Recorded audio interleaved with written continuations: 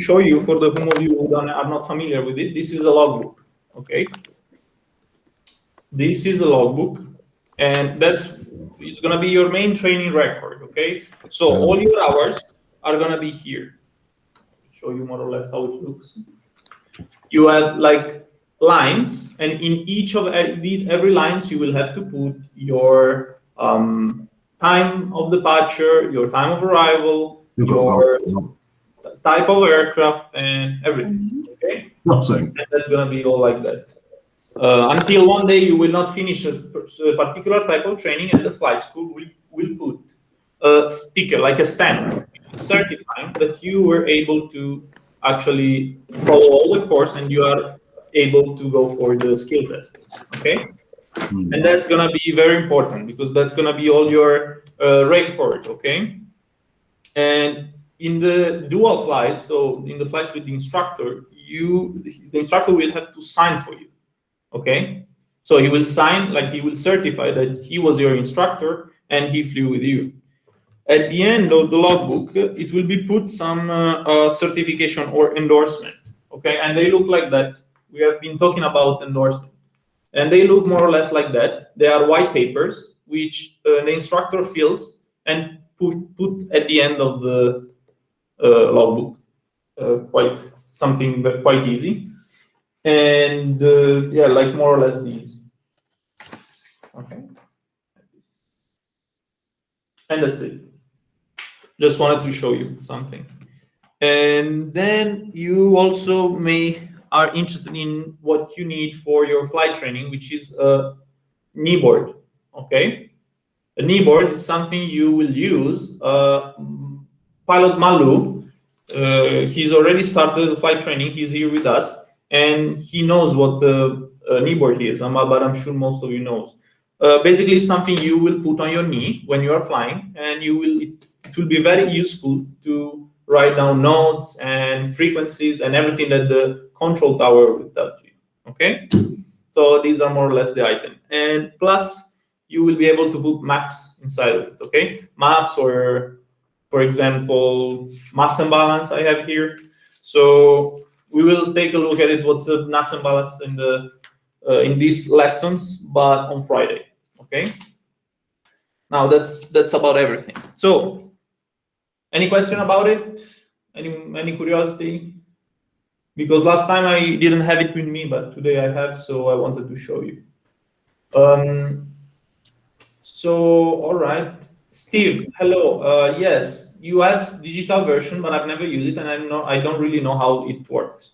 But it is possible to have some digital logbook. You have to troubleshoot it though, because I have no clue, and none of us. Yes, is legal? Absolutely legal, but you need, of course, special digital logbook. But I think it's possible. Some people have it.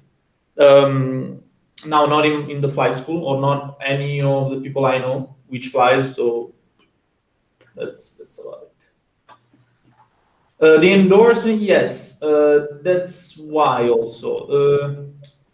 I'm not sure. I don't really know how it works with the digital logbook. If you know need the endorsement, okay.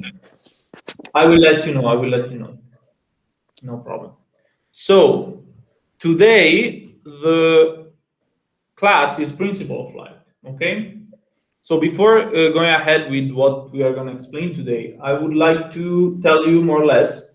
It will be most of the biggest. Almost all of the biggest classes will be divided in 2 days. Okay, 3 hours one day and 3 hours the next day. Okay, so this is a very big subject, so we will need to split it in 2. Okay, so today will be 3 hours, and on Friday we will have another 3 hours. Okay, so we are basically dividing the class in 2 parts.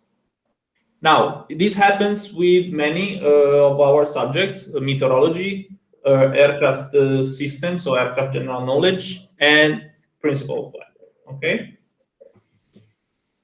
Do you need to use iPad to study aviation? Not really. No, but for sure, a laptop may help you in order to get access to the digital material. So today As always, I will share with you a presentation, okay? And first of all, I will send you the link that we will use for our questions, okay? So we will have some interactivity in this lesson. You will have to answer the questions at some certain points of the ground class, okay?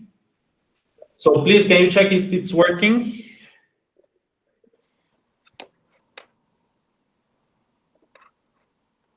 I just sent you in the chat. Is it working?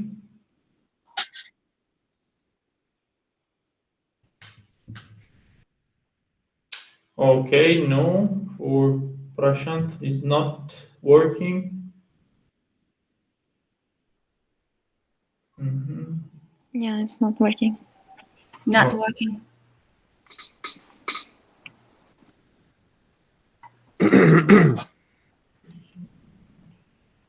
Okay, so what we will do is I will share the screen with you, okay? So I will open it for you and you will answer to me in the chat, all right? Now, please try to open the homework, which I'm sending you now. And tell me if the homework works or not.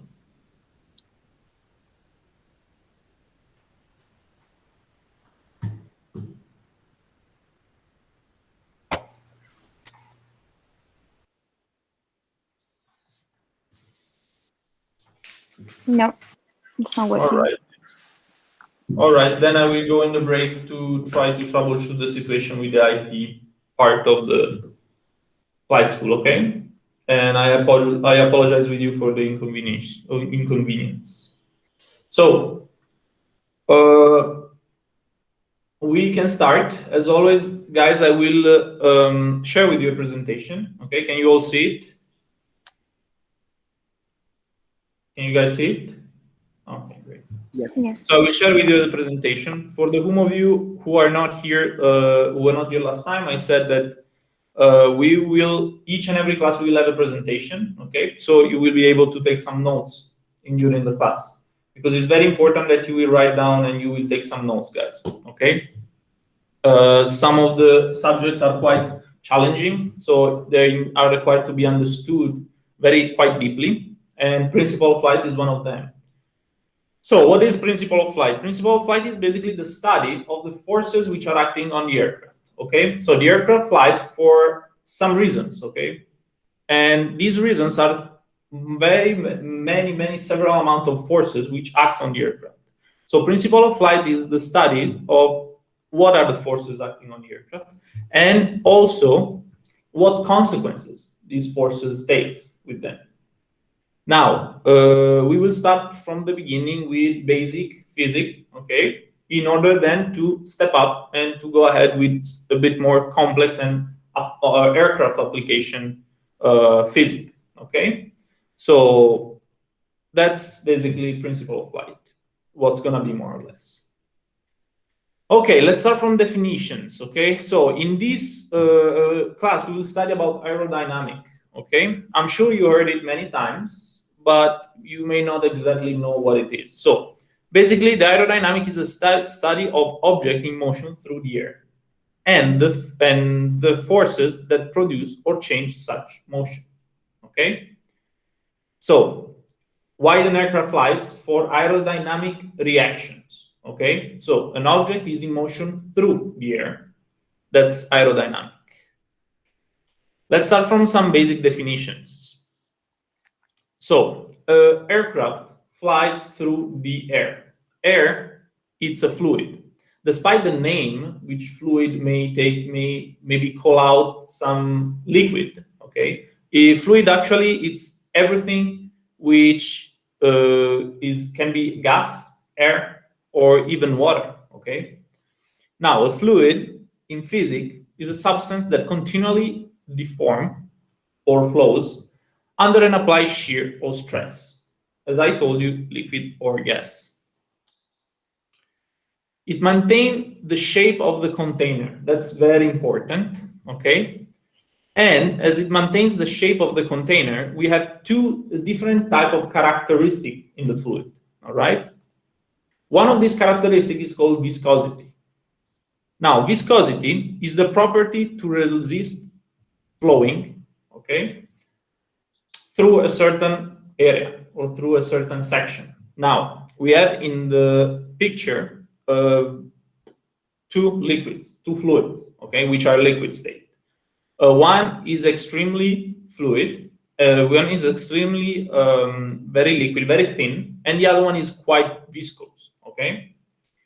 Now, I'm sure you all touched olive oil, okay? Or sunflower oil.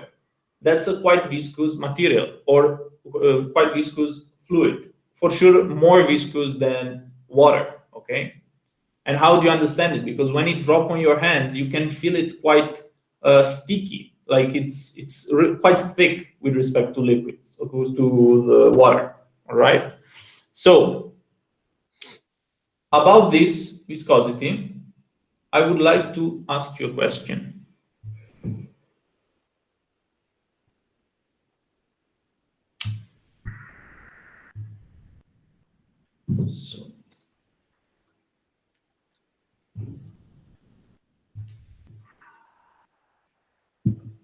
So you have here two pictures in which there are two different fluids. What do you think is more viscous? So which one do you think has more strength, has more power to resist to the motion? Honey. First one, honey. Exactly. So left one. One on the All left. right. So that's what we basically mean for viscosity.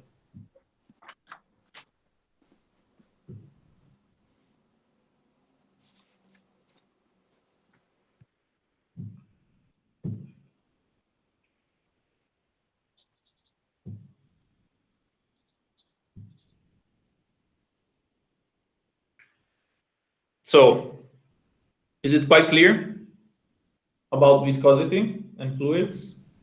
Now, why do we care? Yes, go ahead. Who's talking? Yes. Me, Laura. Somehow I cannot see the whiteboard again. I don't know.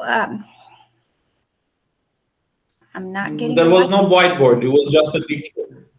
Yeah, I still don't get it. Now, do you see the presentation? No. You cannot see the presentation. Okay, let me try once again.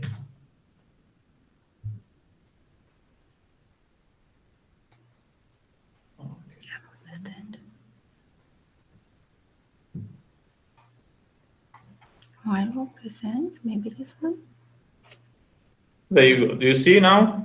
No. Then I don't know how to until deactivate a whiteboard. Then I don't know how to help you. I think it's a setting of your laptop or computer. Okay, I keep trying. So, however, let's go ahead with the density, okay? I will repeat in case you need some help, okay, to write down stuff, all right, Laura? Yes. So, then let's go ahead with the density. What is a density, guys? So, density is the mass per unit of volume, okay? Now, said like that, it may sound quite something difficult, but it's actually quite easy concept, okay? Is the amount of particles which are in a section of volume, okay? So how the amount of matter, amount of particle of a fluid are in a section of volume. So how does it work? As you can see in the picture, okay, in low density, you have in the same volume, okay, which is a cubic volume, you basically have 5 particles. So it's not very dense, okay, you have a low density. But the higher the density becomes, the more particles this cube is filled with, all right? Until you don't get a high density, a very high density, in which all the particles, the parcels, the molecules are so close to each other. Now, density is quite important for us, okay, as aviators, as future pilots, because it varies with different measurements, okay? So temperature, it varies with temperature, it varies with pressure, and it varies with humidity. Okay? Now,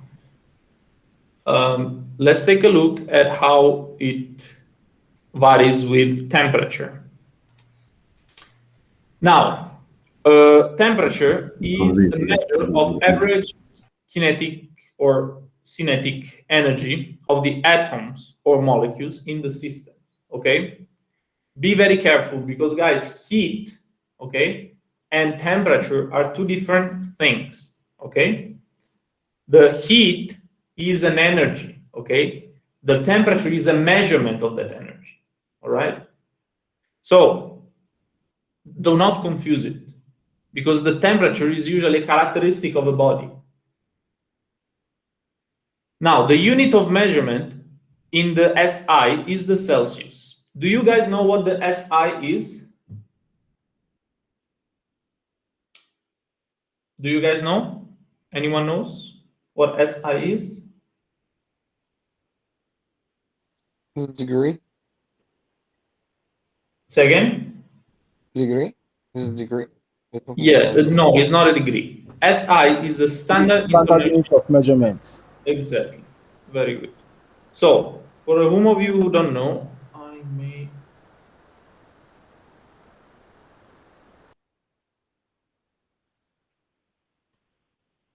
I may get some help with the whiteboard, okay?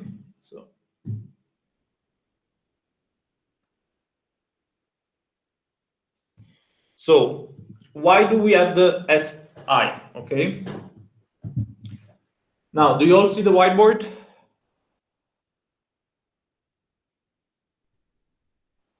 Yes. Yes. So now, a couple of years ago, they understood, actually more than a couple of years ago, about 50 years ago, they understood that whenever a pilot which was born, which was coming from Russia, from US, from Australia, or from outside the countries, okay, from abroad, and were flying to somewhere else, okay, they had different standard, okay, they have different type of measurement, okay. So they understood that this would actually bring a lot of confusion.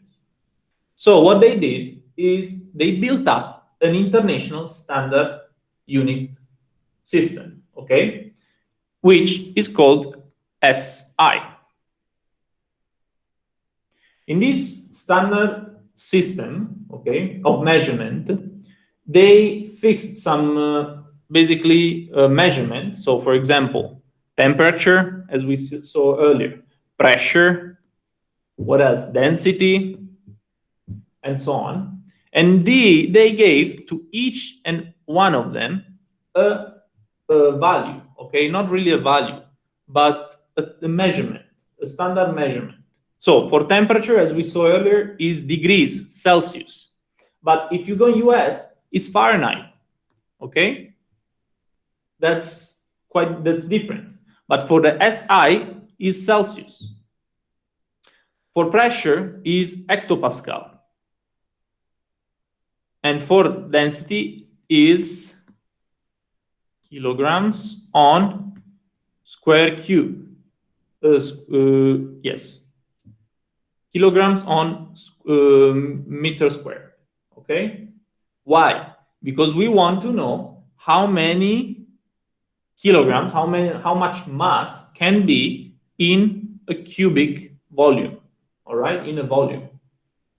So that's all about the SI. All right? Is it clear? Yes. SI, sorry, stands for what? Standard Unit System of Measurements? Yes. Okay.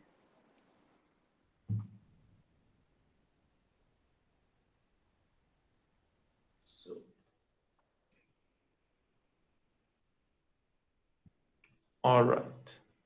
So this is very important, guys, because in different countries, they use different growth, okay, standard measurements.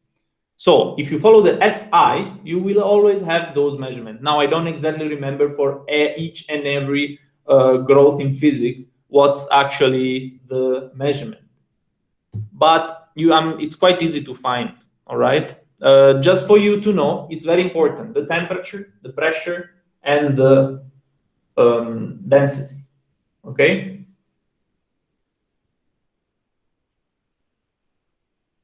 Now, so as you can see in this image, this is indicating, okay, the molecules of a certain fluid, all right, inside a cubic section. Now, as you can see, hot air has a low amount of molecules. It means that is higher density or low density? I'm asking you guys. Low. Hot air is high density or low density? Low. Low density. Low density, exactly.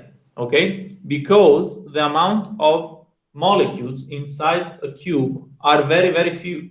Okay, but the colder the air becomes and the more dense it's.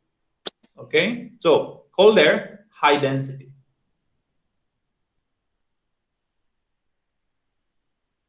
Now, relationship, as I also help you a bit in the beginning, what is the density, the relationship between the density and the temperature? Density decreases as temperature increases. Okay, so you can see in this example that here we have a liquid thermometer. Okay, usually is done. The liquid thermometer is a quite interesting phenomena because it's done with the mercury. Okay, which is a particular fluid, which it expands as it becomes warmer. And why does it happen? And what kind of consequence does this phenomena brings?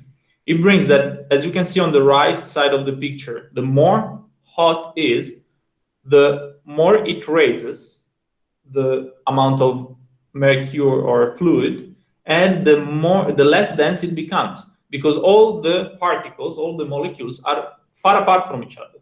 Okay, but as it's colder, in the left side of the picture, it contracts. Okay, so it becomes more and more dense, with the molecules sticking very close to each other.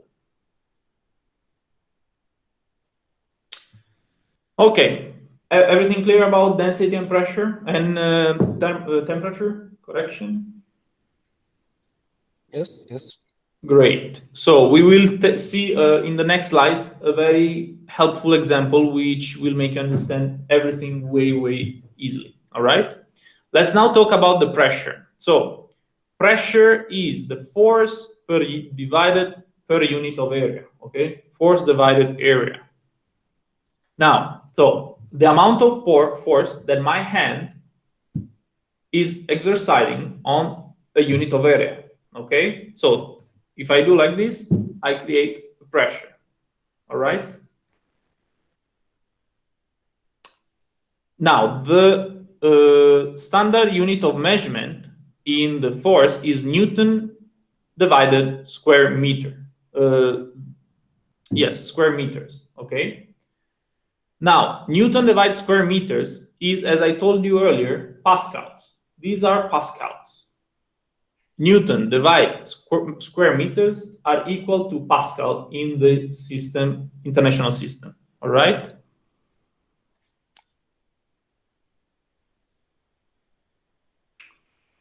And I want to give you an example now.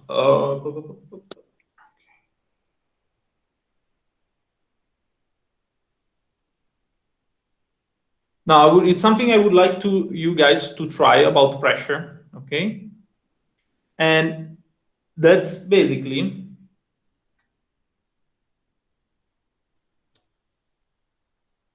to take your finger, okay? Take your finger and put it on the desk, okay? And press as strong as you can, okay? Very strong. Okay, great. Now take your whole hand and put it down on the desk and try to push as strong as you can. Okay. Now, what do you think it creates more pressure, the finger or the hand? Finger. Finger. Exactly. So now we show you why.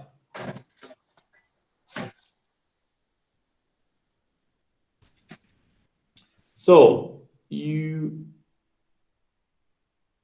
all see the whiteboard? Yes. Okay, great. Now, we said that the pressure is equal to force divided the area.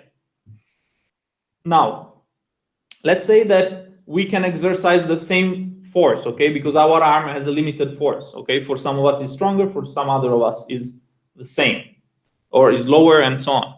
But what happens to the area? Because our hand has a bigger area than our finger, right? Has a bigger surface. Do we all agree? Yes.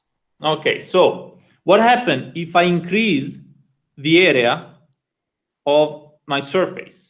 What happened to the pressure? It will decrease or it will increase? Decrease.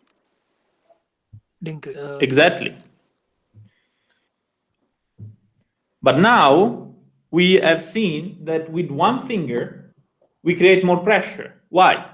Because the lower is the area and the higher becomes the pressure. Okay, so this is the mathematical explanation of why force that force exerted on a lower area produce more pressure rather than higher area, same force. Okay, so this to me personally, it sounds like a perfect example to understand pressure in the deepest concept.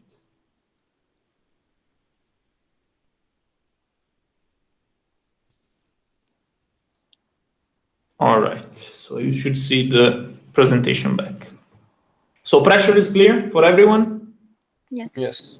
Okay, great. Now let's take all these three definitions that we've seen, okay, which were density, temperature, and pressure, and let's put them in relation to each other, okay? Now, this video is done from University of Colorado, and it's very, very, very, very good for you to understand. So I hope you will enjoy it. It's a short video, but quite interesting. So you can see here, you have a piston, okay? This is a normal cylinder, it's called cylinder, and you have on top a piston, okay? What can be called a piston or a surface, okay? So now, in the cylinder, we have some molecules of a fluid, which could be water, air, or anything. Now, let's see what happens. Now, as you can see, the finger is exercising a force downward, okay? So it's compressing the fluid. And look what happens to the pressure. What happens to the pressure? Is it lower or bigger? It increases. Bigger. Increases. Increases. Bigger, okay? Because inside, okay, inside, the fluid inside gets a higher pressure than before. You can see it here, okay? That 46 atmosphere, ATM stands for atmosphere, is another type of measurement, okay? It's not on in the system, international system, but is another type of measurement, okay? And now it's 46, roughly 30, or however, whatever. And now look, we are compressing the fluid, pushing down. And look what happens to the pressure. It increased almost to 130, okay? But at the same time, what happened to the density? Increases. High density. So the more I push, okay, the more I increase the pressure, and the higher is my density, okay? Because all the molecules are closer to each other, are compressed one to each other, okay? Now, what I like to think about, I like to think about the ball, a basketball, or a football ball, any sport you have ever played, guys. Basically, if I put air inside, okay, if I blow air inside, what will happen? That the molecule of air will stick all toward each other, and the air inside will be so dense and so high pressurized, okay? So that's more or less the basic concept. The more I increase my density, the more I increase my pressure, and vice versa, okay?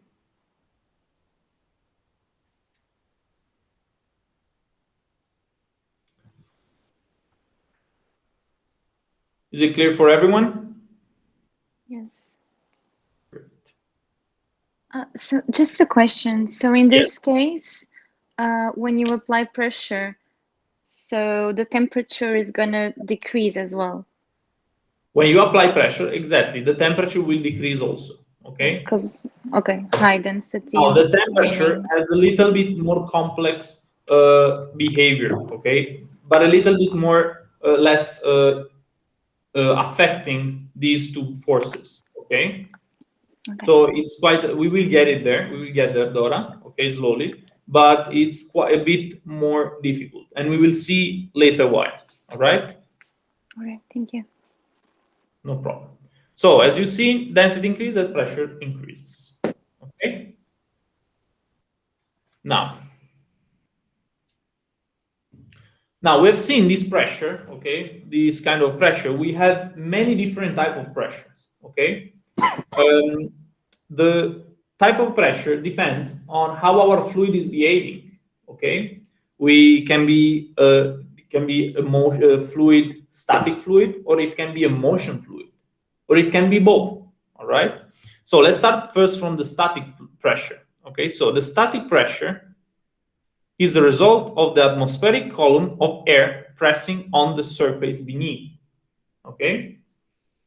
Now, you can see here in the picture that this curved surface is the surface of our Earth, okay? And the closer we are to the ground, the higher is the atmospheric amount of atmospheric column of air on top of our head. But the higher we go, and the lower it becomes, because we have less column of air on our head, okay? And that's what basically static pressure is. As we can see also here, if we put our hand like that, something is like the static pressure is actually actuating everywhere, on our hand, on our glass of water, on our keyboard, on our laptop, everywhere, okay? Because that's the pressure which is exercised by the atmospheric molecules of air, okay? Now, in order for you to understand very good because this is a very key point, guys, for you to understand how aircraft actually flies, all right? So we will use again the whiteboard.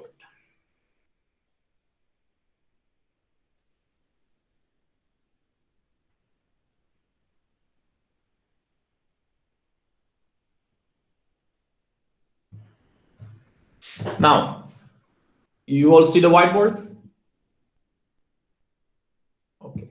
So let's say that we are on the ground, okay? We are at sea level.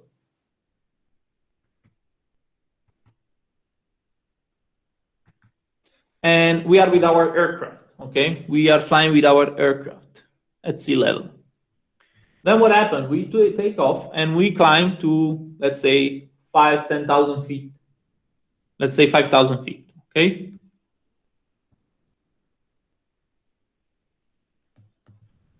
Now, what do you think? Where do you think the pressure, atmospheric pressure, is higher? At 5,000 feet or at the sea level? At the Sea level. Sea level. Okay, great. At sea level. Why does this happen? Because the column of molecule of air that we have, okay, that all of us are surrounded by, it's higher, okay, if we are at the lower level. But the higher we climb, the less amount of the less amount of molecules of air we have on top of our head. So as you can see, at 5,000 feet, we will have less, okay? Now, as we have less molecule of air at 5,000 feet, what do you think is the density with respect to the ground? High. Or at 5,000 feet? At 5,000 feet is we have high. lower amount of... Low. Exactly, is lower, because we have a lower amount of molecules of air, as we saw earlier. The lower is the amount, the farther they are from each other in a square in a cube, let's say in a section of volume, and the less is the density. So less density. What does it mean? How is our pressure? Higher or lower? Lower. Exactly. Because the lower is the density, the lower is the pressure. Okay? Yes, Abdullah, I can repeat absolutely. So we have one aircraft at 5,000 at sea level and one aircraft at 5,000 feet. The aircraft at sea level, we have a higher amount of air on top of his head. Okay, so the pressure exerted on sea level will be higher than at 5,000 feet. Okay, the aircraft at 5,000 feet has a less amount of molecule of air on top of its head, so it will have less pressure, as we stated here. Okay, but what happened? We have a relationship which is pressure and density. Okay, so the lower is the pressure, the lower will be the density. The higher is the pressure, the higher will be the density. Okay? Okay, got it. Got it? Great. So this is a key point to understand, guys, why aircraft flies. Okay? Because aircraft flies due to a force, which we will see in a while, which is called lift, and which depends by the density of the air. Okay? So lift, the higher will be the altitude, the lower lift you will have. Okay? Unless you don't do something to counteract this moment. Okay? And we will get to it later. Is it clear for everyone? Yes. I have a question. Yes, go ahead. Now, for example, if there is an airport above the mountain, okay? Yes. And I will departure from this airport. Yes. Is it easier to departure than the lower airport, like in Washington, D.C.? Well, from the Because statement that I... lower area, you know? Yes, so that's actually it's a good question, Abdullah. So you have a airport on the mountains, okay, and you have one airport on the sea level. Okay. So sea level and mountain, okay. Okay. This mountain can be 1,000, 2,000, 300,000, 3 million feet, okay, whatever you want. The thing is that the lift, which is the force which keeps us up in the air, is directly proportional to the density of the air. Okay? So the more the density of the air, and the more is the lift. Okay? Now, if you are at 5,000, let's say at this airport at 4,000 feet, do you think you will have higher or lower density with respect to the ground? Lower density. Exactly. So if I have lower density, I will create more or less lift? Say again, please.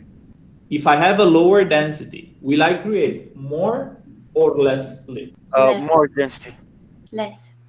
Less density. The less is the density, the less I will create lift. So it will be more difficult for me to depart from an airport up at 4,000 feet. Because the aircraft will be so hard for the aircraft. Okay? Okay. But if we are at sea level, we have high atmospheric pressure, so high density, and that's perfect condition for our aircraft to fly. Okay, that's why in the beginning, okay, of the flight, guys, you will be taught to calculate something which is called performances of the aircraft. That you will be required to do it by hand with your calculator, following some tables which are enclosed in the POH. Okay? But nowadays, in the bigger aircraft, of course, pilots don't do that anymore. So they have a small screen close to them. It can be an iPad or anything, which compute all these performances. So before they will take off or before they will arrive, they will put inside data as pressure, temperature, humidity, and many others many others, weight, for example, okay, the mass of the aircraft, and the computer, the iPad, will compute the performances itself. So you will say to the pilot, okay, you will be able to land there, you will be able to take off there, or no, you are not able to take off and you are not able to land. Okay? Okay. But that was actually a good question. Okay, so clear for everyone? Clear. Static pressure, how it works? It will get more and more clear, okay? So no worries, and anything you don't understand, please come ahead with question, because guys, remember, the most stupid question is the one that the pilot didn't say before crashing, okay? So the silly question do not exist. Now, we have another type of pressure, which is the dynamic pressure, okay? It's quite different from the static pressure. It's still a pressure, so a force which is acting on a certain surface. Wow. But the difference is that the object, okay, basically this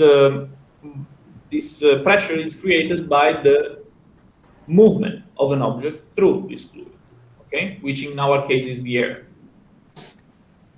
Now, as you can see in this picture, okay, the best dynamic pressure example that you can have, guys, is when you go with your car, okay, you are driving with your car, and you put your hand out of the window, okay, and you will feel immediately that your hand will be pushed away, okay. That's called dynamic pressure, because it's created by the motion of your hand through the air.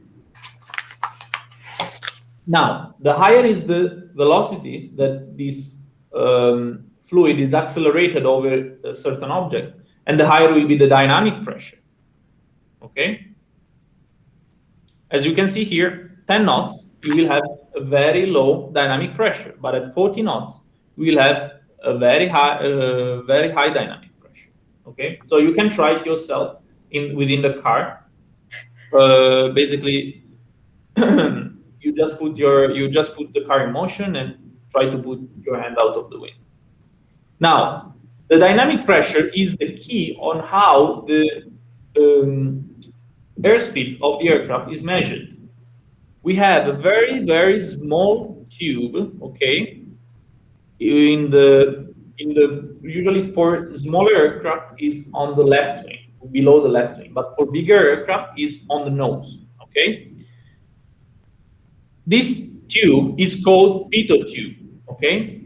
And this measures the dynamic pressure, also the dynamic pressure, because it actually measures something which is called the total pressure. So the total pressure is the sum between static pressure and dynamic pressure. Now, how does this pitot tube work? It's put, okay, below your wing or in front of you, as I said, and you accelerate the aircraft through this tube. Now, this pitot tube will actually measure the total pressure, okay? The total pressure to which the aircraft is subject, okay? By which the aircraft is subject, okay? But what we actually care in order to know our speed is the dynamic pressure, okay? So is the air which is hitting us, and our instrument, which is called airspeed indicator, will indicate for us, okay? So the total pressure is equal to the static pressure plus the dynamic pressure. So we want to know the dynamic pressure, right? Because that's how we understand that the speed of the aircraft is suitable for us. But it's measured what? The total pressure. So this small instrument is connected to something called static port in order to detect the static port and to subtract from the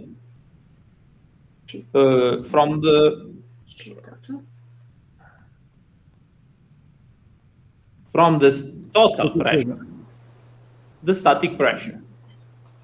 Okay?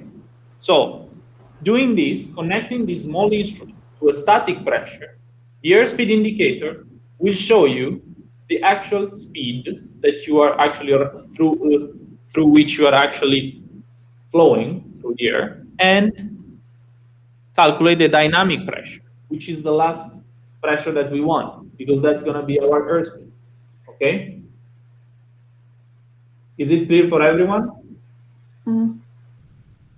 Yes. So the air pressure Yes. that we see is the total pressure, right? On the pitot. So the pitot tube actually measures the total pressure. Yes, static and dynamic, because he's subject to both of them. Okay, if I fly with my aircraft through the air, the aircraft will be subject to both the static pressure of the atmospheric pressure and the dynamic pressure through which I'm flying. Okay. So Now, why do we need the, just a question, why do we need the dynamic pressure? we need the dynamic pressure in order to know what's our airspeed, what's our speed, the speed of the aircraft. Because if you have the dynamic pressure, is basically the speed, the pressure which is exerted from the flowing fluid on the object. Okay, so the object is our aircraft, and the air is our fluid. So we are hitting the fluid with our aircraft. So the pressure created will be the dynamic pressure. Okay, so via this pressure we will be able to understand what's our airspeed, and that's what the airspeed indicator will indicate for us in the cockpit. In the cockpit we will have this small instrument which is called airspeed indicator, which using this computation, okay, this whole computation will indicate for us what the speed of the aircraft is. Okay. Okay. Now we have different type of speed. We don't go through it today. We will go through it maybe later, but that's pretty much about the pressures. Okay. You just have different types, and the formula for the pressure, the total pressure, is the static plus the dynamic. Okay? Now let's make some questions together. So, do you all see the questions? You see the questions. Okay, great. So,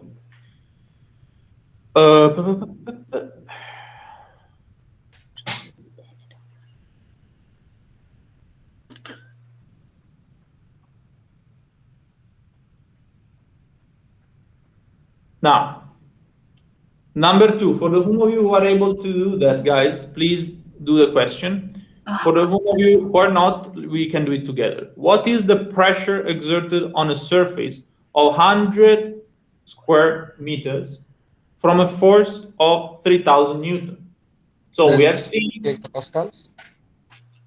We have seen exactly. We have seen that the 3,000. So the force divided by the area is equal to the pressure. So for us in this case, it's 30 hectopascal.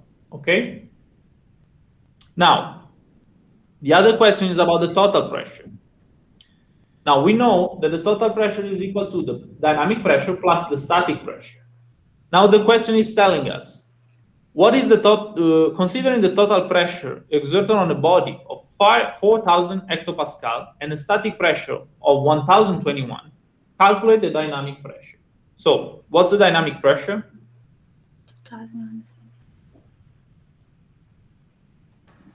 Total pressure This minus the static. I couldn't hear any. Farco and Dora, you tried to speak, but that's you. last one. I mean, 2979. Yes, agree. Okay, so the last one. Very good. Okay, because the dynamic pressure is equal to the total pressure minus the static pressure.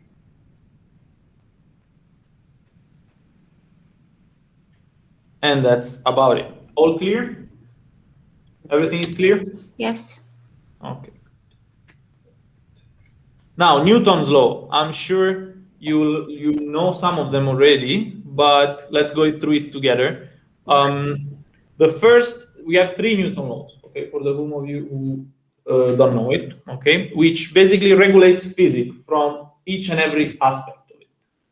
So the first law says that an object at rest will remain at rest, or an object in motion will continue in motion at the same speed and in the same direction until an outside force acts on it. So what does it mean? That I am flying with my aircraft, and as long as I am subject to the same force, my direction and speed will not change. It will only change in the moment an external force with a different intensity and direction will act on my aircraft. Same could work with you when you guys are walking on the sidewalk. Okay, you are walking, and until someone comes to you and push you, you will always keep your path and always keep your direction and speed. All right. The second law instead states that if an object moving with uniform speed is acted upon by an external force, the change of motion will be directly proportional to the amount of force and inversely proportional to the mass of the object being moved. This is very interesting. So let's say, guys, that we have a small aircraft and a bigger aircraft. Okay. Now, one aircraft is hit by a force, let's say it could be a gust of wind, okay? And the smaller aircraft is hit by a gust of wind, and the bigger aircraft as well. The amount of intensity of the wind is the same. So what do you think will be more affected? The smaller aircraft or the bigger aircraft? The bigger aircraft. Exactly. Okay? Now, for every, this is the third law, the most famous, which I'm sure you already learned with your girlfriend, your boyfriend, and so on. For every action, there is an equal and opposite reaction. Easy as that. I think life already explained it for me, so I don't have to go through it. But no, jokes apart. So for every action, guys, there is an equal opposite reaction. What does it mean?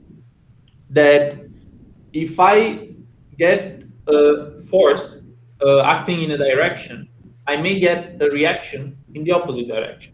And this is what happened with the aircraft, okay? With our propeller aircraft, which I will show you in the whiteboard now. So, why aircraft flies? How aircraft moves, actually, not why aircraft flies. So, how aircraft moves? Because of the third law, the Newton law, all right? Do you see the whiteboard? Okay, so let's say we have our aircraft, okay? I'm sorry for my poor drawing skills. And let's say that we have a propeller aircraft. Now, the propeller is in front of us. And what does it do? Like the propeller spin the air backward. We all agree with that? Spin the air backward, okay? So what happens? That we will have an equal and opposite reaction by the aircraft moving forwards. Okay? Yeah, exactly. That's a very good example of Abdullah. If you hit the ball to the wall, it will come back to you. Okay? That's a very good example. Same thing happens with jet aircraft, okay? It doesn't really change much what type of aircraft we do have, okay? So how it works?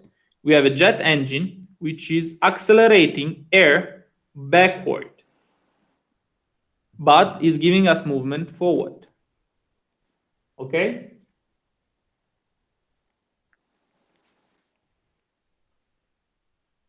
All agree? Or everything is clear? Yes. Perfect. Now, let's get to the force. So, next topic is the force, okay, which we just touched with the previous example. So, what is a force? The force is defined as a pull or push, which causes or tends to cause a change of motion in an object, okay?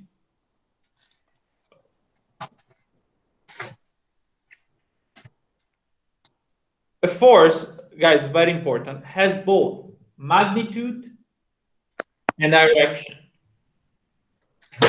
making it a vector quantity, okay?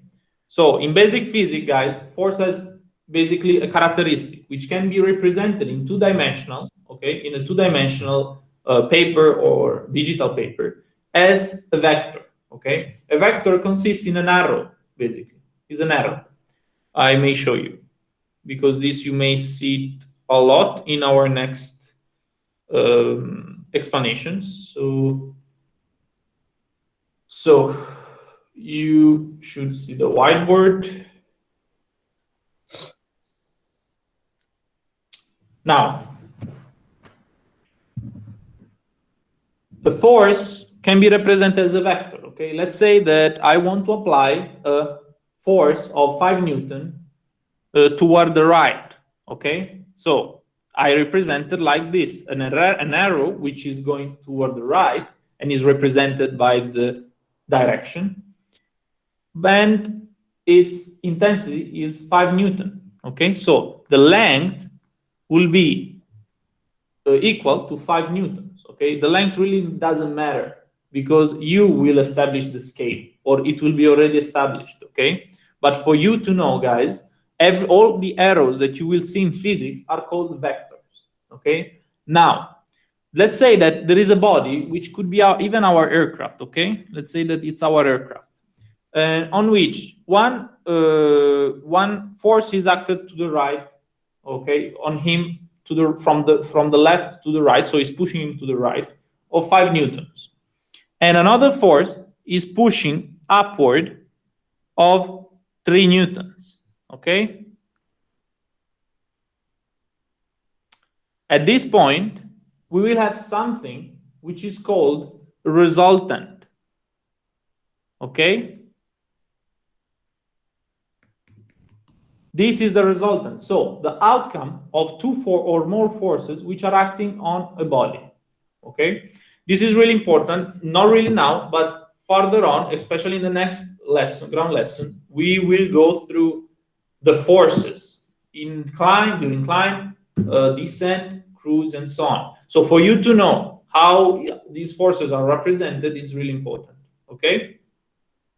Is it clear for everyone? Perfect.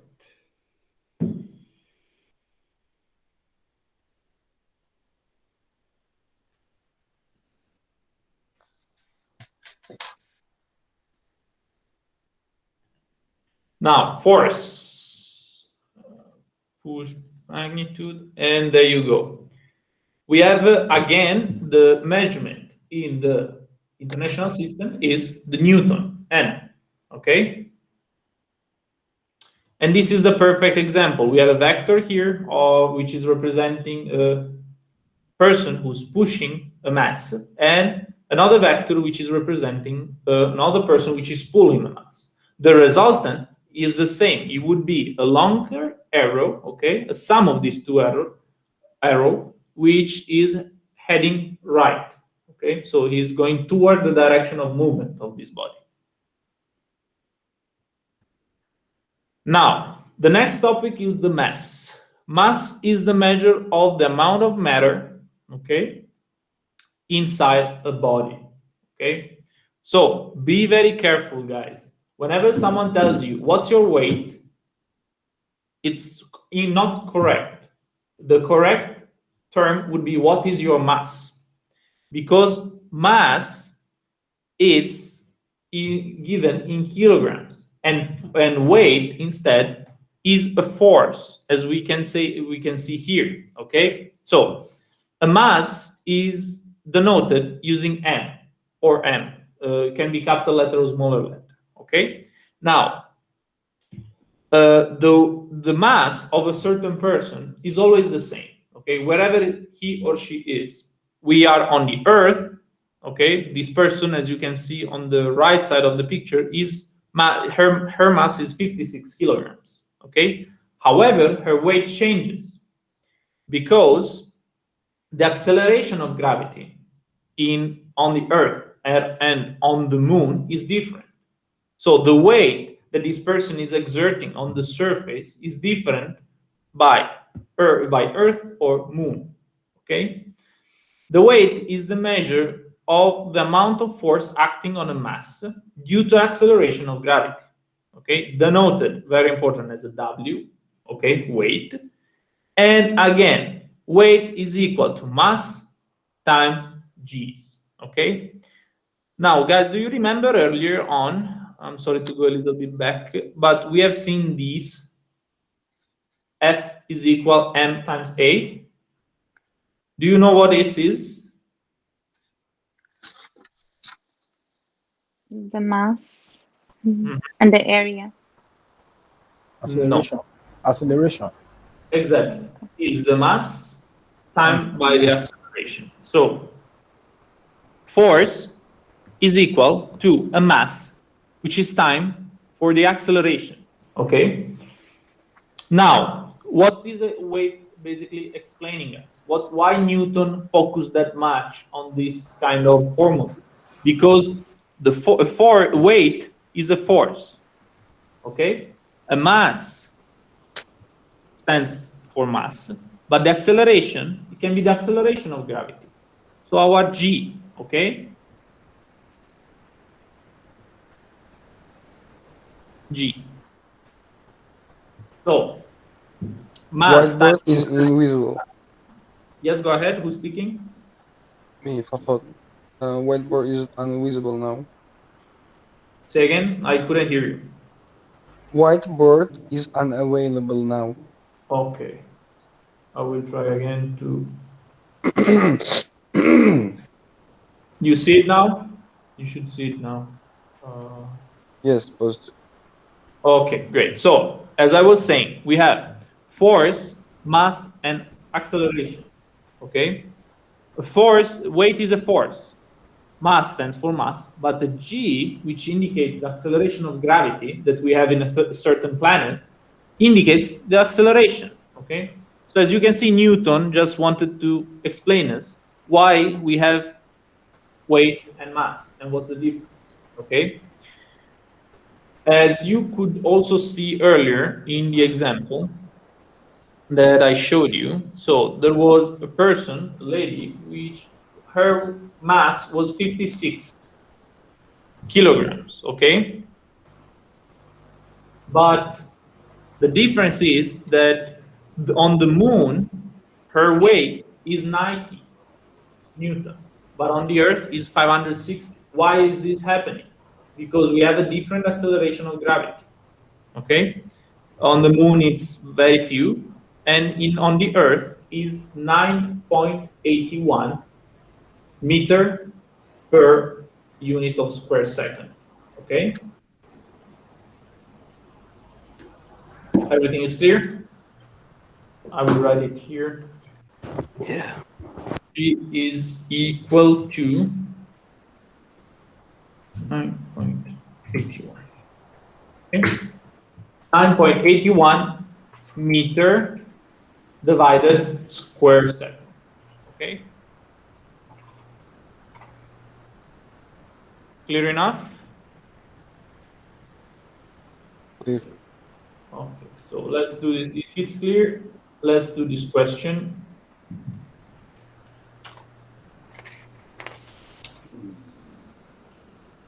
Okay, so the mass of a person, calculate the mass of a person whose weight exerted toward the center of the Earth is 833.85 Newton, considering that the acceleration of gravity is 9.81 meter each square second. So what's the weight of this person?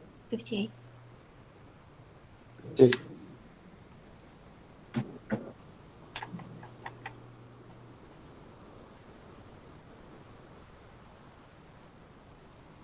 So Mohammed said 85, Alexander 85, Malu as well, Aishat as well. What do you think, guys? 85. 85? 85. Sorry. And that's correct, okay? Because we know that the weight is equal to the mass times acceleration. But in this time, we already have the weight. So what we have to do is flip the whole formula and divide the weight, which is our force, per our acceleration of gravity, 9.81. Okay?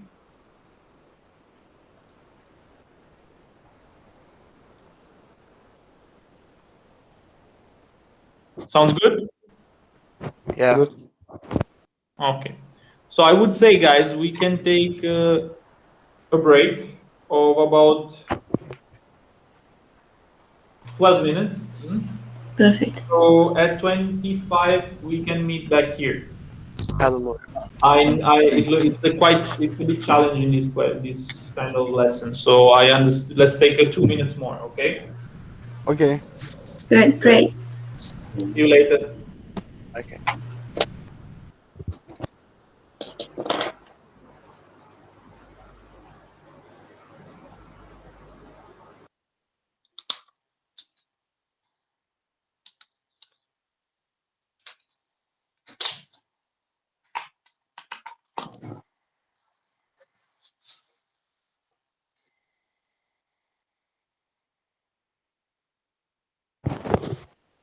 Sheesh. Too much information.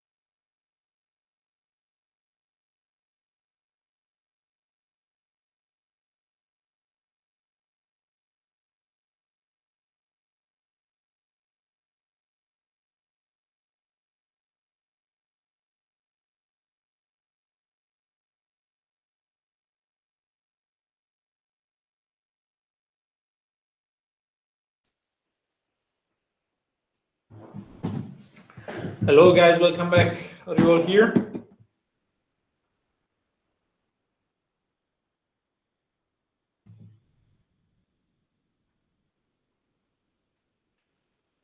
So let's go ahead.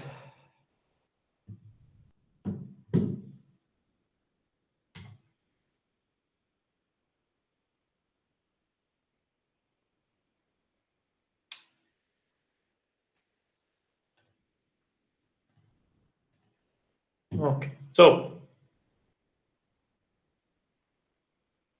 let's start to go in a little bit the applied physics that we are studying, applied aerodynamic, okay? So there is a basic rule which is called Bernoulli's principle, okay? Which was studied by the scientist Bernoulli, which state that when a fluid in a tube reach a contraction or a narrowing of the tube, the speed of the fluid passing through the narrowing increases and its pressure decreases. So this tube in particular has a specific name which is called Venturi's tube, okay? It's written basically like that.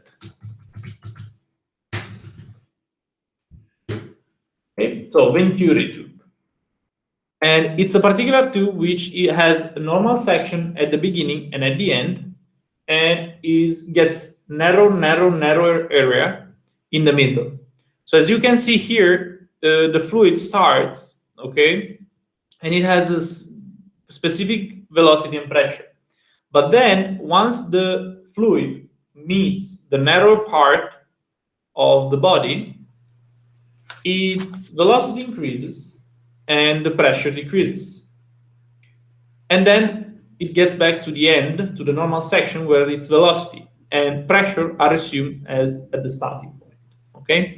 Now, this is a very important concept, okay, to understand why aircraft flies, okay? Because that's exactly what is happening on our wing, okay? If you put airfoil into an airstream at a certain angle, creates a low pressure above, okay, which is due to the Venturi's part, okay?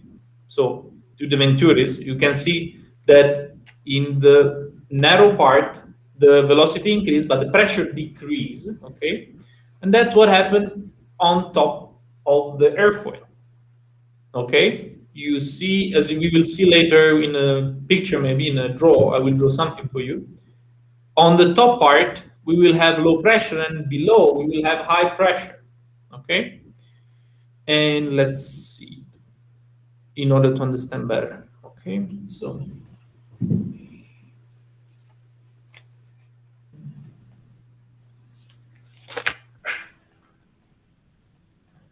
all right, now,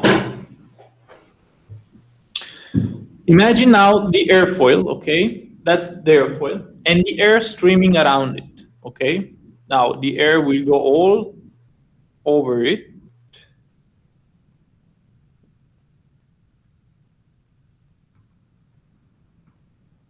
This is the air, this is the direction of the air, more or less, okay? So what happens? We saw that in a Venturi's tube, okay, in the narrow part, the pressure decreases and its velocity increases, okay?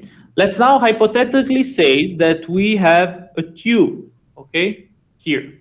And as you can see in the beginning, this is the section, okay? And in the middle, due to the conformation of the airfoil, the section will decrease, okay? Until we don't get to the end of the airfoil where the section will get back to what it was, all right? So imagine now this flow of air, okay, which is accelerated through the whole fluid, the whole tube, let's call it, on top of the airfoil. And in this part, the pressure will decrease and the velocity will increase, okay? So in this part, we will have, at a certain point called center of pressure, we will have a depression which is acting upon this point. Below, what happens? So we will have low pressure. Below, what happens is that the air streaming like that will hit the airfoil from below and will push the airfoil up, causing a high pressure. So this situation, this whole situation, creates a force which is called lift. Okay? This is why aircraft flies. Okay, the aircraft flying is due to the air streaming around the airfoil. For the whom of you who don't know, I don't know if I have an aircraft here. I don't. We usually have. However, the airfoil is like looking at the aircraft from the side. Okay, you are looking at the wing not from above, not from in front, but from the side. Okay. Yes, absolutely. No, I can explain again. So we have been seeing the Bernoulli's principle, in which whenever there is a restriction, the velocity increases and the pressure decreases.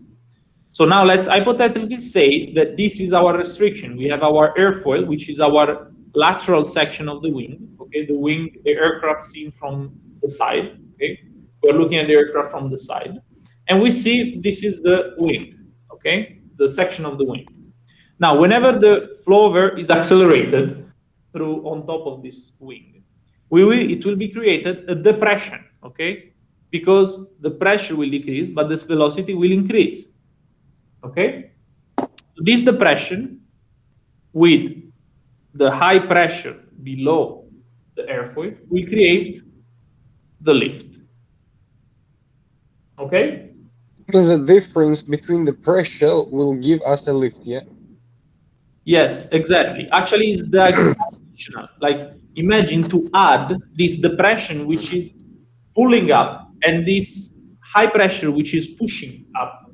Add these two forces, and will give us the lift. Just the wind above the wing flows faster than the below. Exactly. Because we have a narrow part, okay? And the same thing when we use the flaps, and when we increase the flaps, the lift is increasing also. Yeah, exactly. We will get to the flap later, but yes, basically, whenever you add a part, like a section, a smaller section at the edge, trailing edge, at the end of the wing, which are called flaps, you will be able to increase the lift. Okay? Now we will see in a ride how they work. Is the lift clear for everyone? How it's created? Because this is the reason why aircraft flies. Huh? So can you repeat again, please?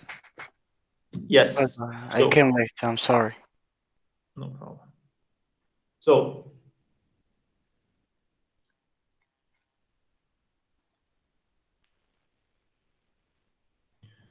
So what happens? Happens that whenever we accelerate our wing, our lateral section of the wing, which is called airfoil, in the air, okay, we will create a narrower section here, which is created by this concave part of the airfoil. And whenever this air is accelerated in the smaller section of the hypothetic tube, which is this, okay, you will create a depression which is pulling the wing upward. At contrary, what happened below is that the air hitting, okay, the lower part of the airfoil will create a high pressure, and the sum of this high pressure and low pressure on top will give the lift. Okay? Okay. Just a second. Is it possible to give us another example? Like daily example, maybe? A daily example about this. Well, with something else. I don't know. Yes, where is this? It's possible. Okay. It's possible. So, for the whom of you who want later, you can go to your sink in your kitchen or in the toilet, okay, wherever you are, and take a spoon. You can take a spoon, okay. So let's make the flow of, let's say, the flow of water coming down from the sink, okay?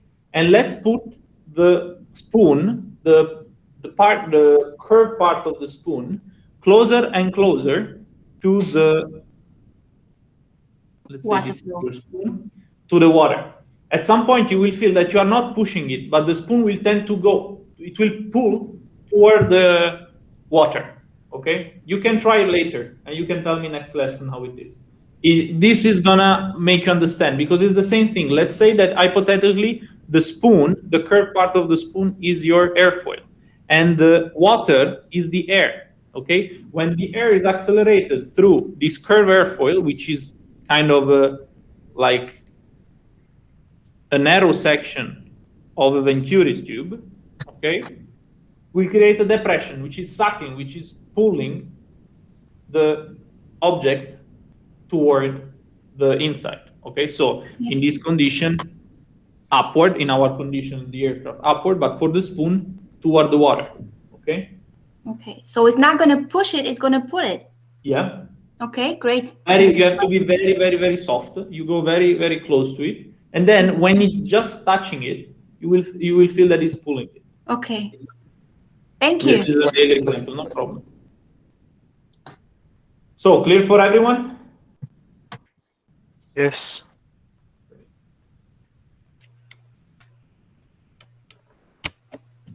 Your explanation is very good. Say again? Your explanations is very good. Thank you very much. I hope it will help you to understand. This is a really important part, guys. So if you didn't understand, please come ahead, go ahead and tell me, okay? Now, let's go through a little bit of the definition that you may be asked during your examination at the CAA, okay? So we have, first of all, the leading edge, which is the front part of the airfoil, okay? Then we have the trailing edge, which is the back part of the airfoil, okay? Now, what happens? That the line which connects the leading edge to the trailing edge is called chord line. The line instead which connects the leading edge to the trailing edge, but it's equidistant between the lower surface and the upper surface, is called mean camber line. The upper part is called camber of upper surface, and the lower part is called camber of lower surface. Now, this may be asked to you in the examination. Also very important is that we will use a lot the term chord line, leading edge, and trailing edge. So you guys be familiar with that. It will help you a lot. Okay? Clear for everyone? Clear. Yes. Now, so we have seen that basically the the fluid is accelerated through the wing, which is our airfoil, okay? The wing the lateral wing section, and it separates at some point in order at the end to meet back again. Only in this method is possible to create lift. So it's possible to sustain our aircraft up in the air, okay? Now, the point in which the two flows of airflow divide is called leading edge stagnation point. And the point where these two flows connects back at the back of the airfoil is called trailing edge stagnation point. Okay? This may be also asked to you in the CAA examination. But even more important that you understand the concept of the stagnation point. Basically, the stagnation point is the point where they separate, and the trailing edge stagnation point is the point where they meet back. Okay? If they don't meet anymore, the two flows of air don't meet anymore, a phenomena happens, which is called, do you know, guys, maybe how is it called? It's quite famous phenomena. Stall. Stall, very good. The stall happens. because there is not enough velocity, okay, and power of the fluid in order to meet back at the end of the airflow. So the stall will happen. Very good, yes. Now, let's talk about the 4 forces acting on the aircraft. There are 4 forces acting on the aircraft. One is the lift, the one we've seen. We will actually see more into the details in a while. And then we have the weight, which is the one opposite to the lift, which is acting toward the center of the Earth, which we already seen a little bit. Then we have the drag, which is the part of the forces acting on the aircraft, which is opposing to the thrust, which is the force which is giving us the forward movement. Okay. Now let's start from lift. Again, the lift is the force which is created by the interaction of the air fluid flowing through and over and below the wing. Okay. Now this is the formula. You may be asked also the formula in the examination. Okay. Oh, gosh. And it is quite important you understand the lift.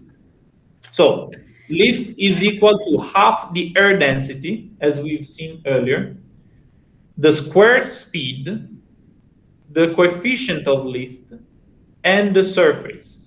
All of them multiplied for each other. Okay? Now, let me give you a quick question. What happens if I increase the surface of my wing? What will happen to the lift?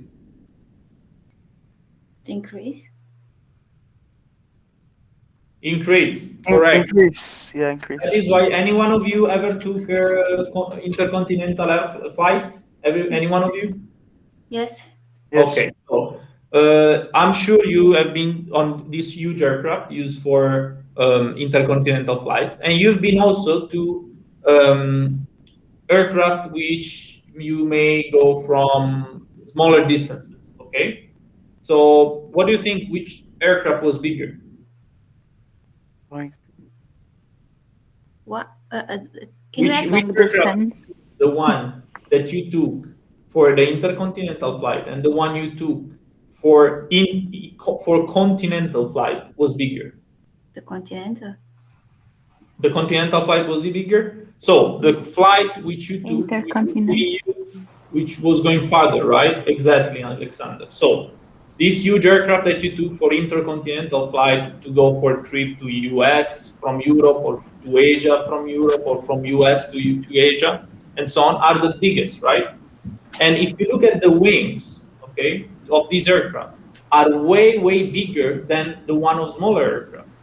So the wing of the Cessna will never be as big as the 777 or 380 or 340 or whatever, okay? Because the aircraft is that heavy that you need a huge amount of lift to be created in order to sustain the airplane in flight. Now, as you can see, the higher will be the wing surface, the higher will be the lift. Okay? So I have an example. Say again? I have an example. Yeah? Like for wing surface, if we put flaps full down, the airplane will go up, more lift. Exactly. That's also correct. That's also a good example. So let's say that we want to put the flaps, which it's a bit more complicated than that. But let's say that whenever we put the flaps down, which I believe most of you are familiar with the flaps, are this small surface which come outward the trailing edge of the wing and increase usually the surface of the wing. And whenever you extend the flaps, they increase the surface of the wing, and you will feel actually during your flight training that that you will tend to go up because more lift will be created. That's a perfect example. Air density, again, we were talking about it before. The more dense is the air, the better it is for the lift.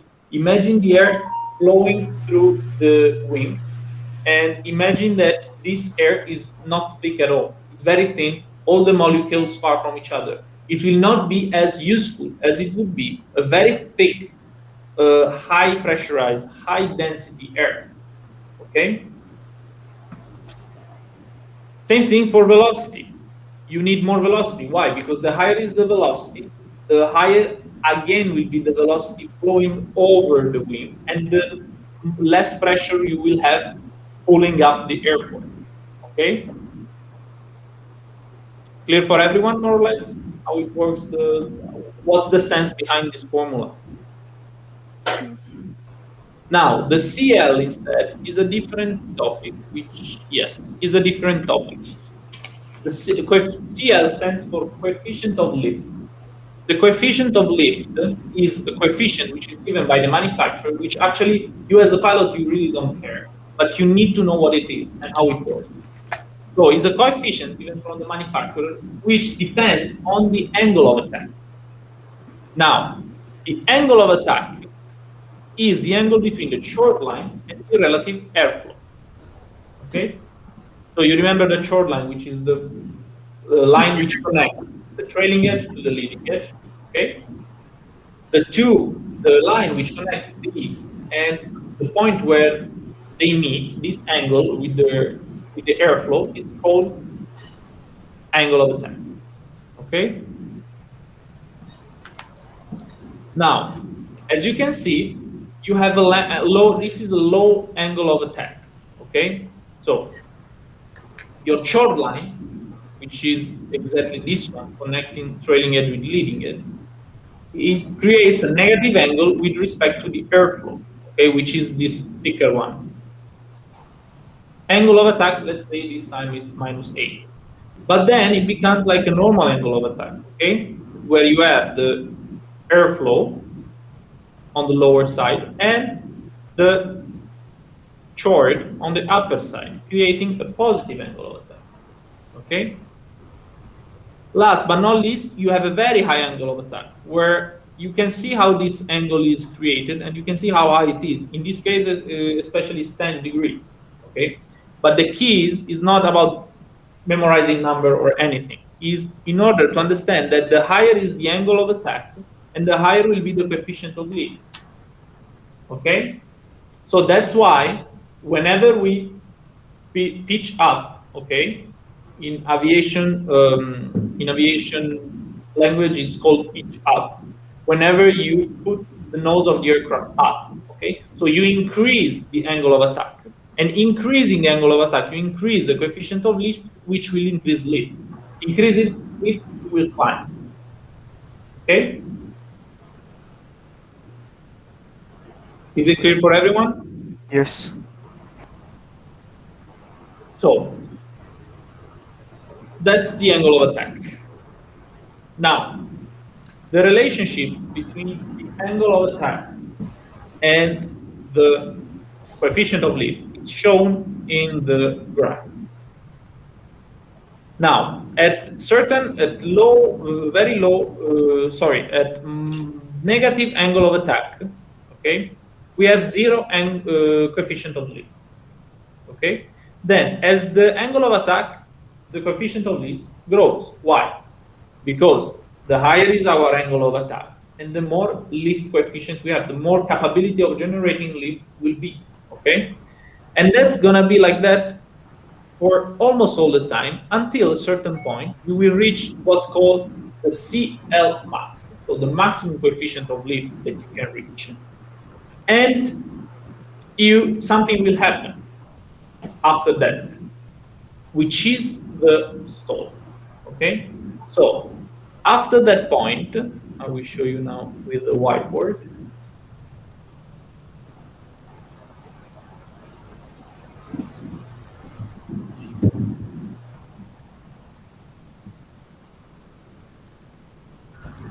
Do you see the whiteboard, guys? Yes. Yes. Okay. So we have angle of attack and the coefficient of lift. It grows up to a certain point, but it stops. Okay, here is the CL max.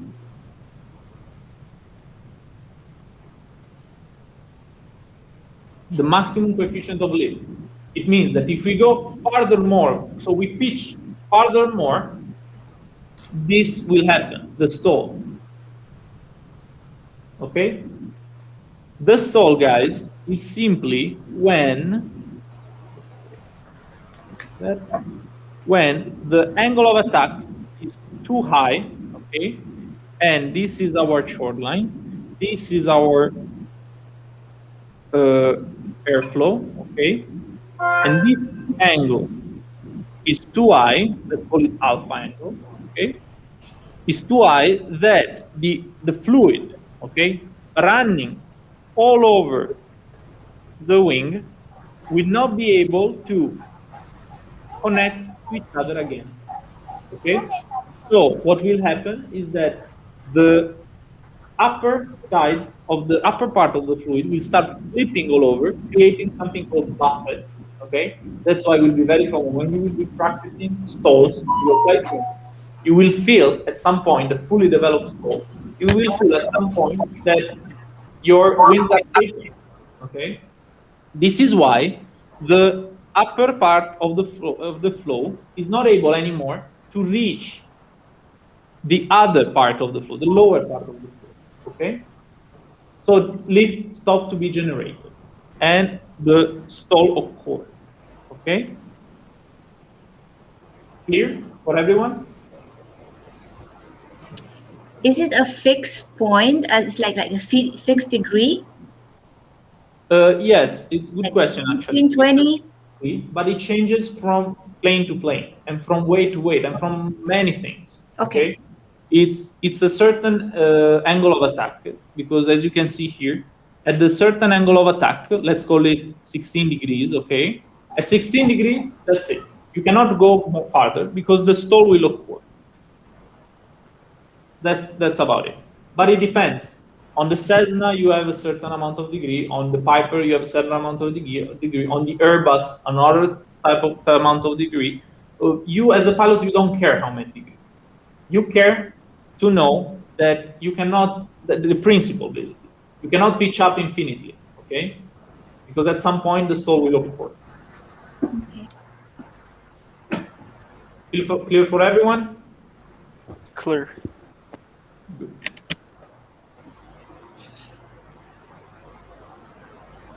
All right. Now, the exact point that we have seen where the CL max appear, okay, where we have the biggest amount of coefficient of lift and the biggest amount of angle of attack is called critical angle of attack. So, as you can see, this is a blueprint of what is actually happening at the upper part of the wing whenever there is a stall, okay? So you can see the airfoil, the air flowing all over the wing, but at some point, in this case, we have a quite high angle of attack, the air is not able anymore to reach the back part, and we start flipping, creating vortices, okay? This is again called critical angle of attack. They may ask you this as well in the CAA, okay, in the examination. Now, what happens? That the higher is our angle of attack, okay, and the lower will be the speed we have to fly.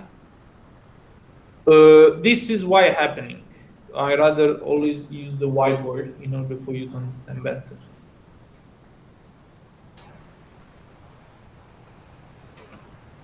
So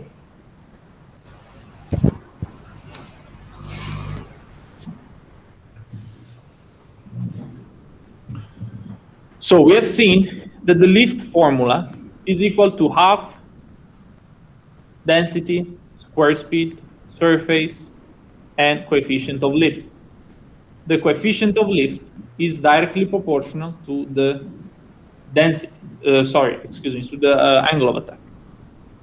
Okay? So now, what happens to the lift when I increase my angle of attack? We have seen it earlier. What happens if I increase my coefficient of lift? what will happen to the lift? Increase or decrease? Increase. Increases, exactly. So increasing, the lift will increase, okay? But now what happens? That we need a certain amount of lift in order, if we want especially to fly a low speed, like in the approach part of the flight, okay? So whenever we want to fly a lower speed, what do we have to do? We can increase our angle of attack. But at this point, we want to create always the same amount of lift. So what do? Is decreasing the airspeed. Okay? So that is why at high angle of attack, you can fly a low amount of speed. And some of you mentioned it already. And how do I increase my angle of attack? Or my surface? Pitching? How? Flaps.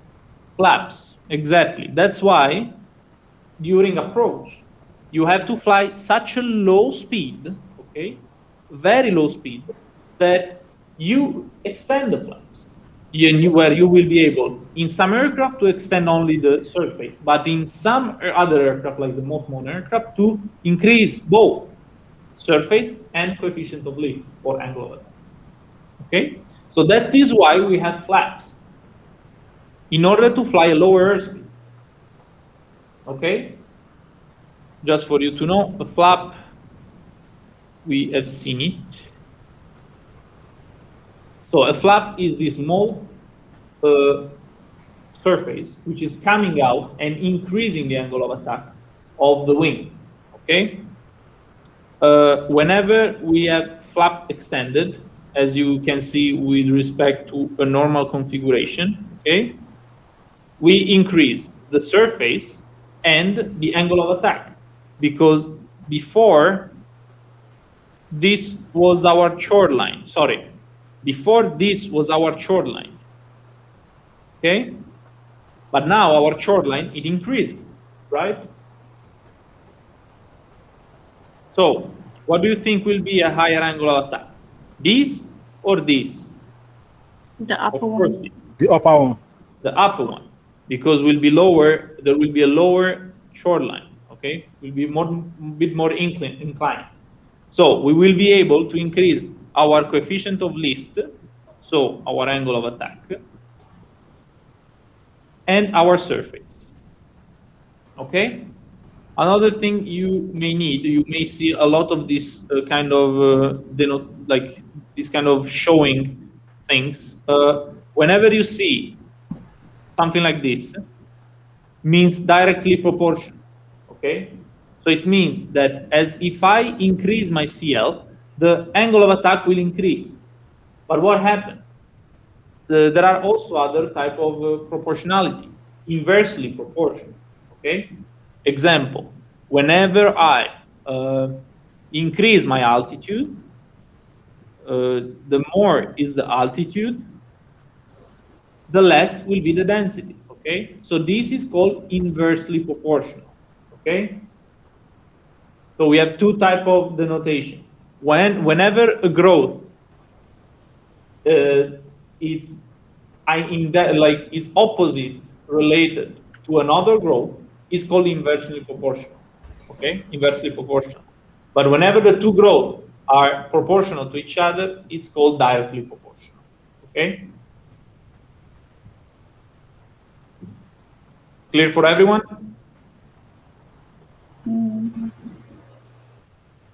Yes.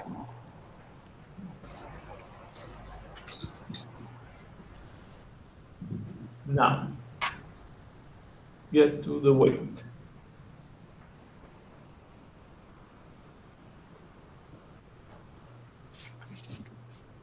So, the weight is the force that acts on the aircraft and due to the interaction between the aircraft body weight and the Earth gravity. Okay, is directed downwards. Okay, toward the center of the Earth always.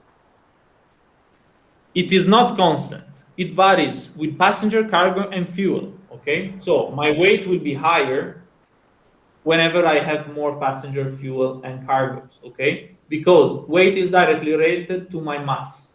Okay, the more is my mass, the more is the weight. As you can see here is the vector. This is the vector I was talking to you about before. Okay, this is a vector. It's giving you a direction toward the center of the Earth and an intensity. Okay. It decreases as fuel is consumed. This is also very important. The more we fly, guys, the less we weight. Okay, the lower will be our mass because we will burn our fuel slowly. So our mass will decrease during the flight.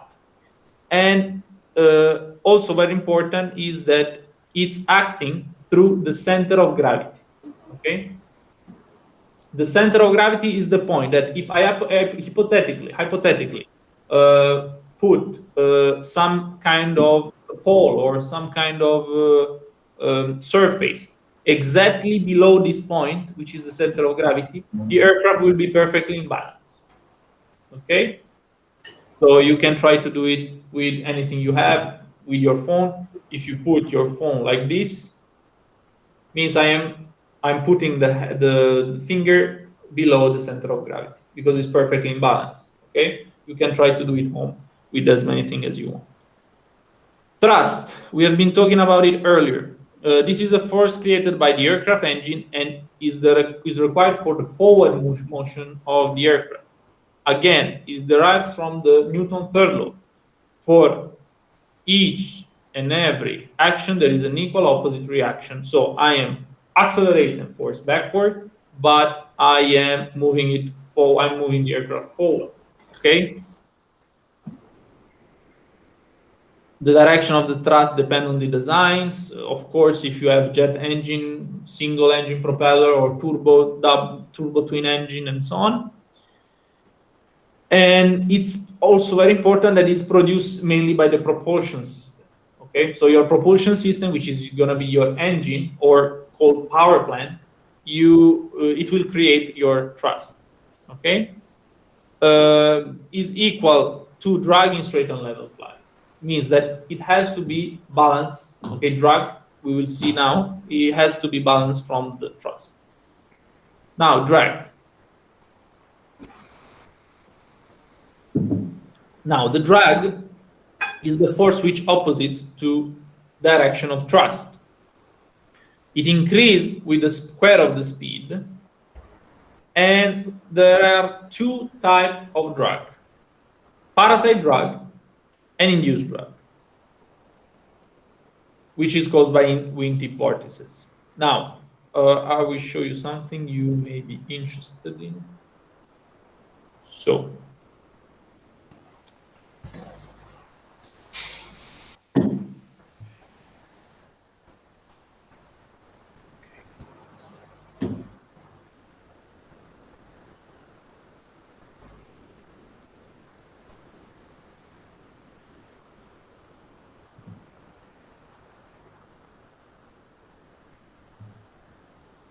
all right, so you all see the whiteboard, I guess.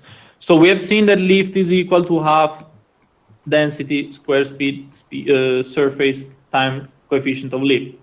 Now, the drag instead is exactly the same, because whenever we create lift, so we accelerate a body through the air, we will create also drag. Okay? So the drag is equal to half square speed times surface times, of course, the density, times not anymore coefficient of lift, but is coefficient of drag. Again, is given by the manufacturer, okay? And is a coefficient which actually pilots do not need to know how much it is, but you need to know that it exists, okay? Now, as I told you, as you create lift, you create also drag. Because imagine, guys, that the aircraft is flowing through the air, okay? It has to create some kind of opposite force, like it needs to create some resistance, okay? Because it would be too beautiful to only have lift, fly like that, but we also need to take in account drag, which is a very big factor for the flight, okay? So whenever we extend the flap, what will happen to the drag?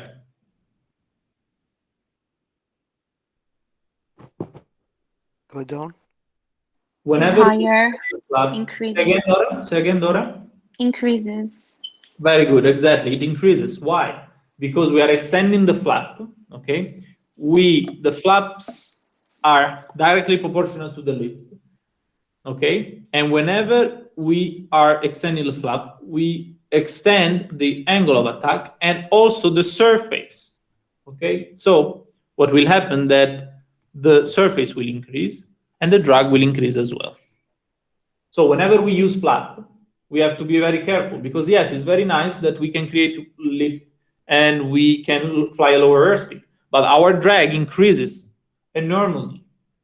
There was an accident some time ago of incident, sorry, not accident, where the flight crew got his flaps stuck out, full flaps stuck out, and they were consuming always double, almost double what they are normally consuming because the drag created it's so much. Okay, and imagine that with the landing gear for the at least on the Airbus, if you extend the landing gear, which is of course creating drag, which is parasite drag, but we will take a look at it later, you can consume actually almost 3 times normal. Okay, so if you have fuel for 1 hour, now you have to count that you will have fuel only for 20 minutes. Okay, so drag plays a big role in aviation, in physics especially. Now we have seen that we have 2 types of drag: induced drag and parasite drag.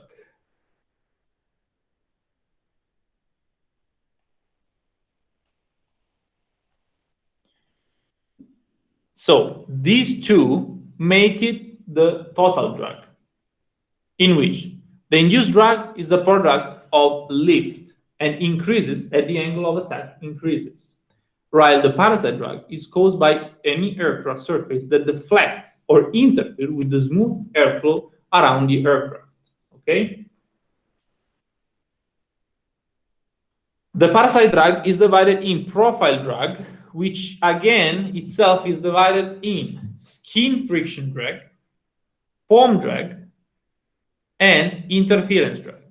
The skin drag is the friction between the outer surface of the aircraft and the air through which it moves. The foam drag is the resistance of the air through to the shape of the aircraft, and interference drag when 2 different directed airflow interfere with each other. Okay, don't worry guys, we will take a look at it more deeply now. This is the foam drag. Okay, in the foam drag, basically the foam drag is created by any kind of solid which is accelerated through the air. Okay, so as you can see, we have any type of solid which can be a sphere, a flat plate, a sphere with a fairing, or a sphere inside a housing. Okay, now I would like you to do the one question, guys, on your on the LMS, on the worksheet I sent you. For the whom of you who's working, please do it. For the whom of you who's not working, we can do it together. You can all see it? Okay. Now, first of all, I would like to ask you, select the item of the formula which represents the wing area. Surface. Correct. S, okay? Then we have this foam drag, okay? So we have these 3 kind of materials, these objects. What do you think will make the most parasite drag? The first one, the second one, the third one, the fourth one? The first one. First one, flat plate, flat plate. Yes, exactly. The first one, okay? No? Ah, there you go. Okay. I made the wrong click somewhere. So the first one, okay? So that's for you to understand that you need to have a specific aerodynamic shape in order to create as least drag as possible, okay? Because remember that drag means that the aircraft will consume more. And we don't want, of course, the aircraft to consume more. Or, well, the manufacturer don't want the aircraft to consume more. So they need to make the shapes of the aircraft as aerodynamic as possible in order to create the least drag. Now, the next type of drag is the interference drag, okay? So the interference drag is actually created by these small items coming out of the smooth surface of the aircraft, okay? So for example, we have the nacelles of the wings, which may be a bit disturbing the airflow, the wing root, the horizontal vertical tail roots, and so on. Meanwhile, here we have this actual, as you can see in the smaller round circle, we have one airflow which is going upward, and many airflow which are going toward from left to right. This is called interference drag. I don't know why it's under form drag, but however, this is the interference drag. Okay? What is interference drag? Whenever we have a airflow, which is a vertical one in this case, which is coming in the interaction with other direction airflow. Okay? And then we have skin friction drag. Skin friction drag is somewhere, it's actually everywhere, but we unfortunately cannot see it because we don't analyze materials and surface in the microscope, okay? But let's say that each and every material surface has, it's quite, let's say has some protrusion, okay? Has some irregularities. These irregularities, whenever the airflow is accelerated on top of this surface, creates actually friction, okay? Create actually skin friction and create a drag, okay?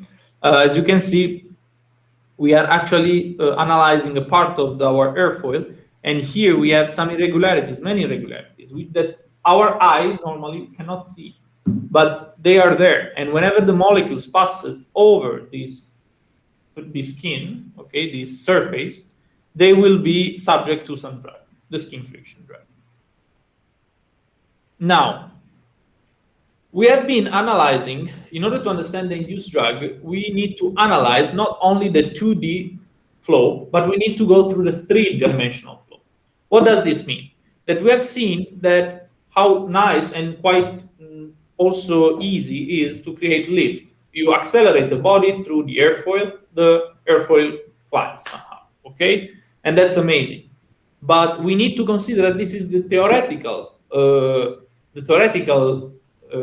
application of lift. What happens in the reality? That we have a 3D flow. So we have a third dimension, okay?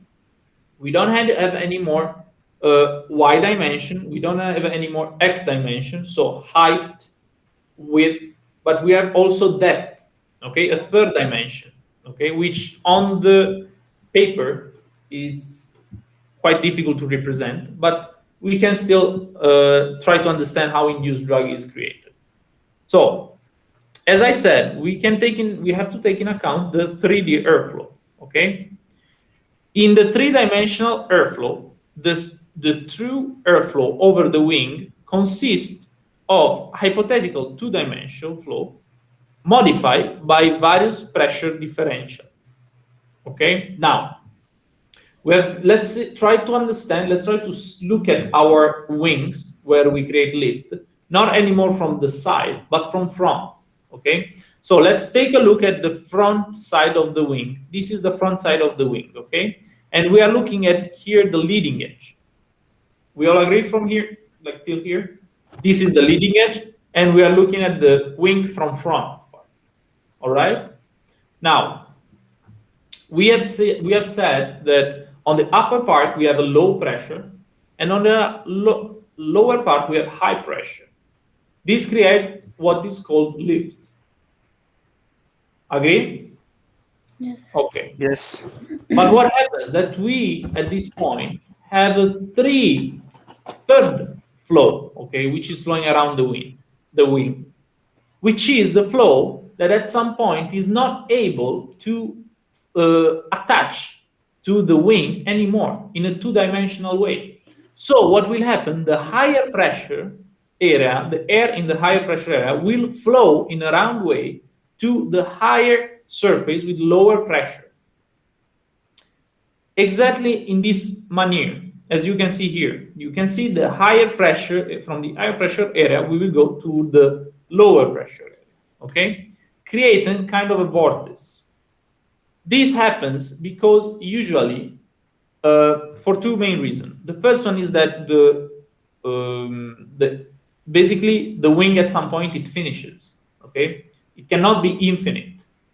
At some point it will have to finish. So where the point where we'll finish, which this is the second reason, the high pressure, the air in the high pressure will always tend to go to the region of lower pressure.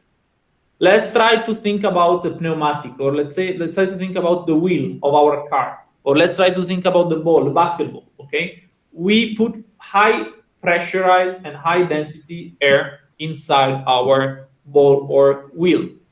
What happens that all the inside the wheel or the ball, it's very high pressurized and very compressed air. What happens if we go there and we make a hole in the ball or in the wheel?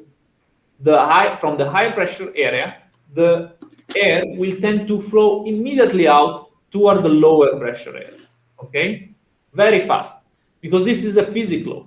From the air will always go from the high pressure to the low pressure area. And that's why, guys, we have winds.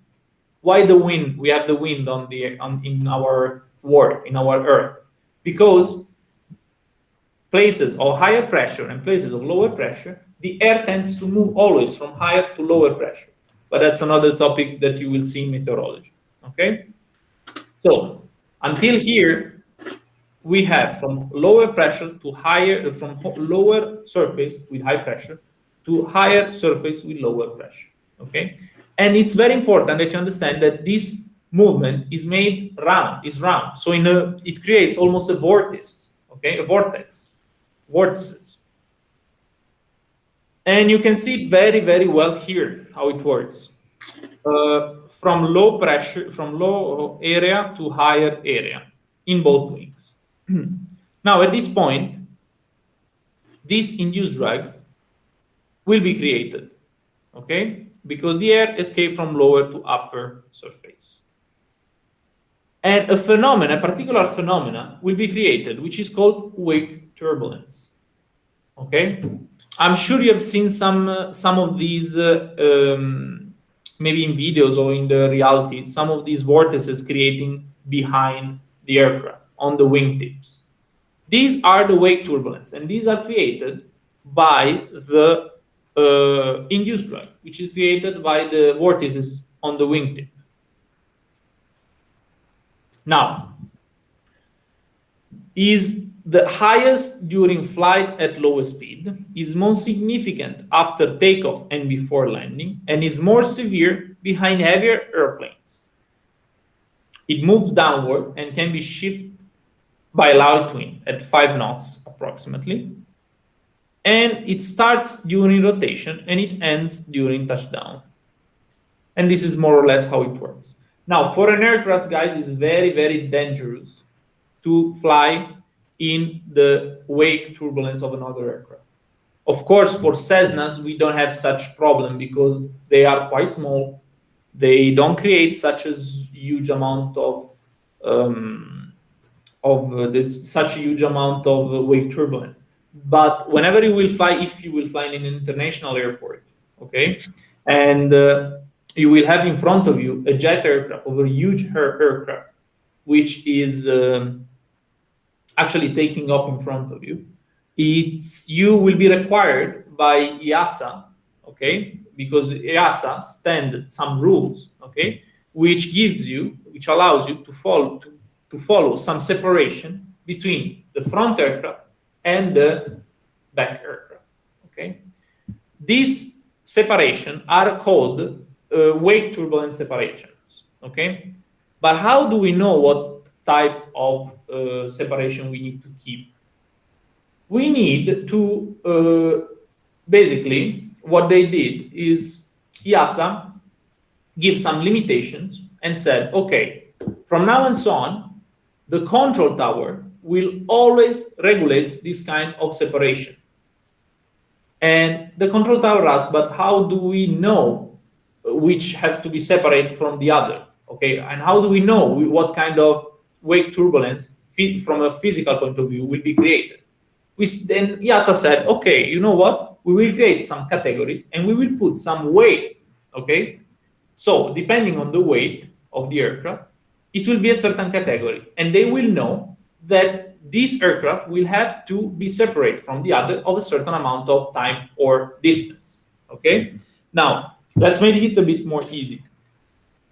You'll see the whiteboard? Yes. Yes. Okay. So they decided that we have maybe 4 different categories, okay? Which is light, medium, heavy, and super, okay? Now, the light aircraft has a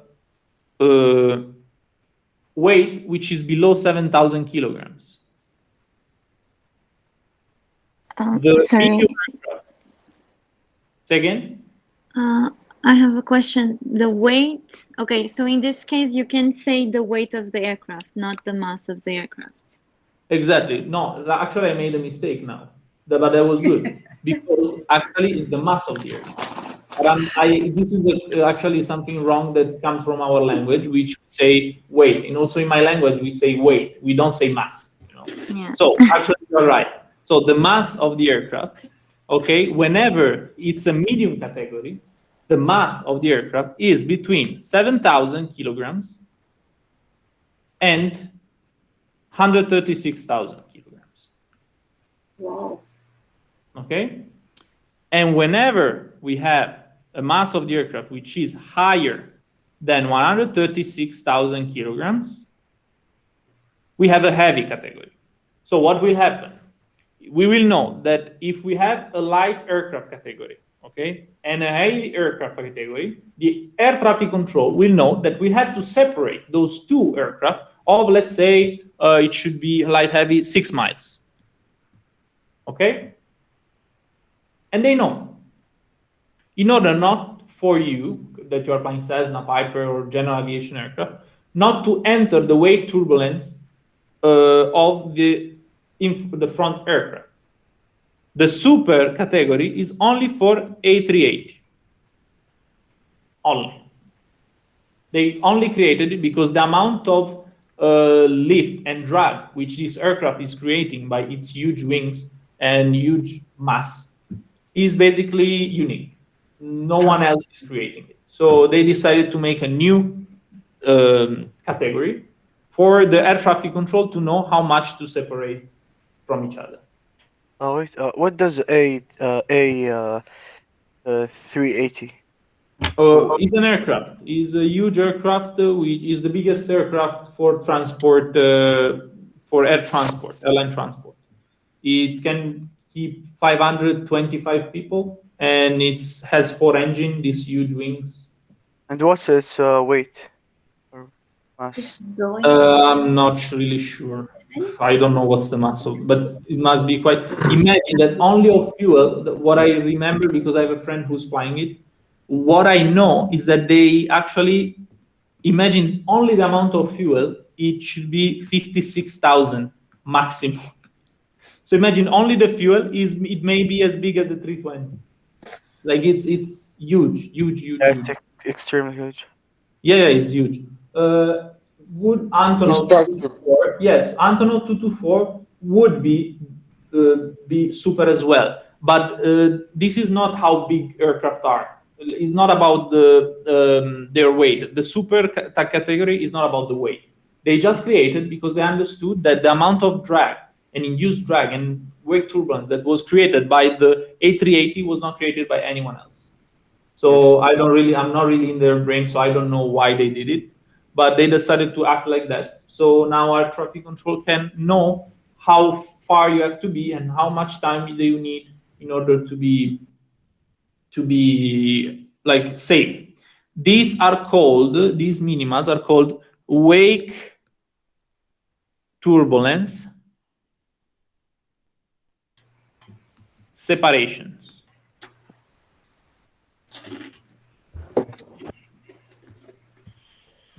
Okay? Sounds good? Yes.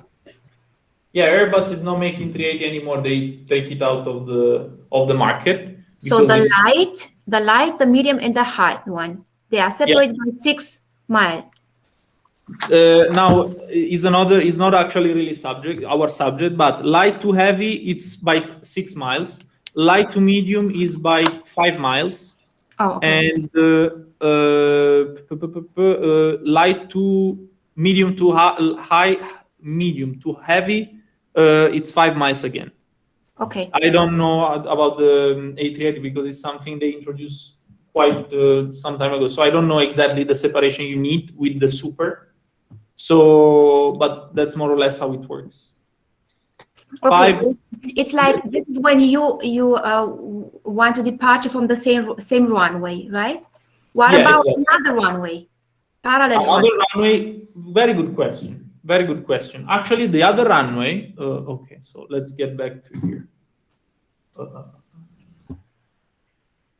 So what happens in case of you want to depart from the other runway? You have to evaluate the wind, because if from the closer runway, okay, the aircraft, let's say the A380 is here and your small Cessna is here, and the wind is coming from the left side, or for you from the right side, what is happening that once you will take off, the wind will push all the wake turbulence toward you.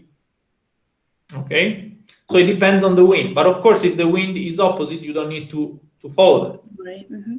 Okay, so that's always on you. Imagine that, as you can see in the picture, usually this kind of turbulence which is created, it usually descends by 1,000 feet more or less, and it separates to the sides. So it goes down and separates on the sides. Always, that's the behavior of these vortices, and they are actually, this creation of this wake turbulence is created between the moment in which the aircraft take off and until the moment where the aircraft lands. Okay, why does this happen? Because the aircraft does not create induced drag when he's on the ground. He doesn't create induced drag because his angle of attack is still low, and still the difference of pressure between the lower and the higher part of the wing is still not that high. So the vortices are not created on the ground. They start to be created once the lift is produced. So once the depression on top and the pressure below is created. So this is again something interesting, that whenever you are on the ground, the aircraft is in the ground, it doesn't create any wake turbulence. Sounds good? So the best way to avoid it is just wait. The best way to avoid is wait, absolutely wait, and try not to fly. For example, you can see the red dots. Yes. Can you see the red dot? Yeah. So if you are an aircraft and it's flying, okay, you don't go 1,000 feet below. Okay. Couple of time ago, there was an incident, again, of I think it was a Gulfstream. So it was a private jet aircraft which entered the wake turbulence of an A380. And what they say, I didn't then read the report and everything, but what they said is that the aircraft flipped on himself, and it lost 1,000 of feet. So that's what happens once you enter the wake turbulence. As a Cessna, you have no chance to get out of it. Bigger aircraft, they have some more chances, especially if you are in cruise. Because as you can see here, where is it written? is highest during flight at low speed. Okay, why is it like that? Because the angle of attack is the highest possible, so the induced drag is the highest possible. Okay, now when you are in cruise and you enter the wake turbulence of a huge aircraft, you may have some hopes to get out of it. But if you are on close to the ground, so means that you are closer to land or you just take off, you just took off, it's quite difficult to get out of it because this type of turbulence will be very, very strong. Okay? Yes. Again, always evaluate the wind. Okay? Always evaluate the wind, where is it coming from? And this is something very operative, guys, because it will happen to you to fly to international airport or also during your flight training. So if you will see that an aircraft, a 737 or Airbus is flying in front of you, you will have to wait a couple of minutes in order for him to take off and release this kind of turbulence. All right? To me, it happened once that I was doing my multi-engine skill test with the examiner. I was flying, and I remember one day it was the last approach I had to do, and then we were gonna go home, and everything was gonna be fine. So what happened is that I was expecting to just go down for landing, but I hear a Ryanair aircraft close to me, like it was about to land. So I knew already they started to vector me, which means they gave me some direction, okay, in order to avoid this Ryanair and to wait a little bit more in order for the wake turbulence to disappear. So the tower control helped you out. Yeah. You will never. So it depends actually. Because if you are in a controlled airspace or you are in uncontrolled airspace, but these huge aircraft, they do not fly in uncontrolled airspace. Exactly. Because they are always controlled. They come in international airports, they are under radar vectoring and so on. So when you are flying in a controlled airspace, yes, they will vector you and they will tell you what to do. They will not tell you, look, there is the wake turbulence, stay 5 minutes away. They will tell you, okay, go that way, then enter in, and they will separate you automatically, without you even thinking about it. But it's good for you to know that it exists, okay? Because you may ask them, oh no, I want to go quick. So you ask them, I want to go quicker. Give me a straight final approach for the runway, and you have still some wake turbulence there. So it may be dangerous. So just for you to know, guys, this exists, and it may be quite a big hazard for the safe accomplishment of the flight. Possibility to get in this situation is more on cruising, right? A little bit more far away from tower than before landing or departing. I don't know about the possibility. It's always possible, but it may be more dangerous to get in during departing and takeoff because the aircraft is flying at low speed and is stronger. So like the wake turbulence is strong. So I don't know how much is probable to get there. To me, it happened more often to have the risk to get there if I was reckless when I was flying close to the ground. So in the approach and during takeoff. Okay.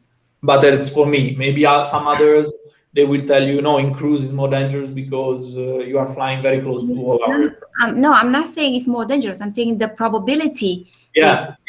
You Sorry, get maybe in turbulences from another aircraft because around the tower, around the airport, it's more controlled than many miles away. It is more controlled to me, but to me it happened that you have way more, for me, in my opinion, more probability to get there during takeoff and landing, like close to the ground.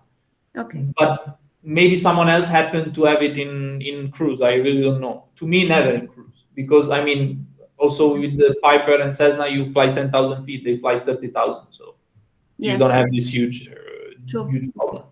I have a question, please. Yes, go ahead. Now the air comes out from the jet airplane. Now, as in the picture, Is it like a tornado to rotate my airplane? Yeah, it's vortices. It's like a vortex. It Okay. develops in a circular way. That's why it's very dangerous. That's why in an incident, this small jet almost flipped. They say that they flipped, but I didn't read the report. They said that they flipped in the air and make 180 degrees, like they flip, but then they control the aircraft somehow. But yes, it's a circle, it's a vortex. Okay. So is everything clear till Yes. here? Okay. Yes. Now, drag curve. So we have seen that we have the parasite drag, which is the one created by the interaction of an object through the airflow, and we have the induced drag, which is the one created by the vortices. Okay, the difference in pressure between the lower part and the higher part of the wing. Now, these two makes it the total drag. Okay, now the total drag can be drawn in a graph, which is representing the drag and the airspeed, as this kind of U. Is a U, looks like a U letter. Okay, but this total drag, this blue dashed total drag, represents the total drag that we may have in flight. Now, the lowest point is the point of minimum drag. And for the economy of the flight, is the best, because U is where you will consume the least. All right. Now, a little examination about these two drags. As strong as the higher is our airspeed, the stronger will be our parasite drag. We agree with that? Because imagine, let's go in a car and let's go at 20 kilometers per hour. Let's put your hand out of the windows. You will feel okay, some resistance, but you will not think anything. But go in the motorway and go 150 kilometers per hour. Put it out and you will fly out with your arm, you know. So the higher is your airspeed, the higher will be the parasite drag. At contrary, the lower will be the airspeed and the higher will be the induced drag. Why does this happen? In the formula of lift, if you guys remember, what happens whenever we saw it earlier, whenever we fly a lower speed, what do we have to do? You remember? We saw it in the lift formula. So whenever we are flying, very good, Mohammed, very good, a higher angle of attack. So whenever we want to fly a lower airspeed, okay, in order to balance our lift, if we fly a lower airspeed, we have to fly a higher angle of attack. That's why we have the flaps, okay? So the higher is our angle of attack and the more will be our induced drag. And that is why the lower is our airspeed and the higher will be our induced drag, okay? Everything has to make sense. And again, the lowest point of the whole curve is the minimum drag. It's called minimum drag. Now, we have seen earlier the relationship between coefficient of lift and coefficient of drag. We have now something called polar curve, which is exactly the relationship between coefficient of lift and coefficient of drag. Now, do you know, guys, what a tangent is? What is a tangent in mathematics? Yes, okay. So I will say it for the whom of you who may not have it clear. A tangent is a straight line which starts from the origin of the graph, so from 0, and touches a certain chord in one point and one point only.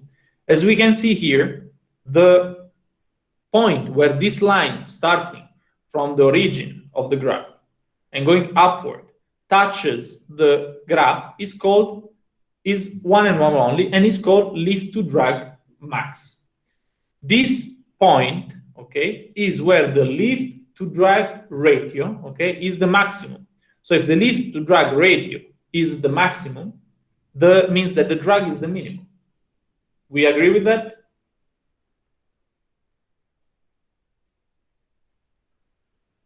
We agree? Or we have to go through it? We can go through it. So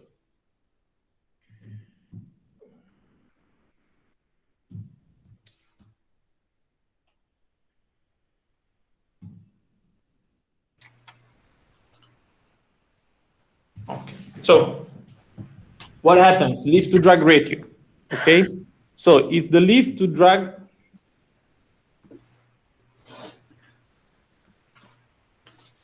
okay, so lift to drag ratio is lift divided the drag. Okay. Now, when the lift to drag ratio will be at the highest? When the drag will be the minimum. Okay. Because lift to drag ratio is equal to ratio, let's call it. Okay. So when is the ratio be the highest? When the drag will be the minimum. Okay. But what will happen to the lift to drag ratio if we now keep the drag constant and we decrease the lift? What will happen to the ratio? Will decrease. Exactly. Because if the lift decrease, okay, the ratio will also decrease. Very good, decreases. Okay. That's basically why we have the lift to drag ratio. So the lift to drag ratio, which is the highest, means that the drag is the minimum. Agree?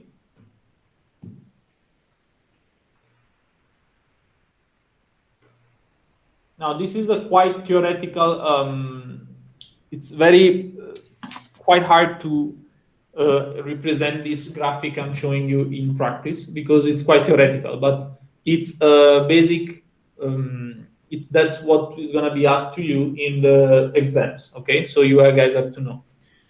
Again, another very important point of this graph is the CL max. We have seen it earlier, is where the coefficient of lift is at the maximum, so where the angle of attack is at the maximum.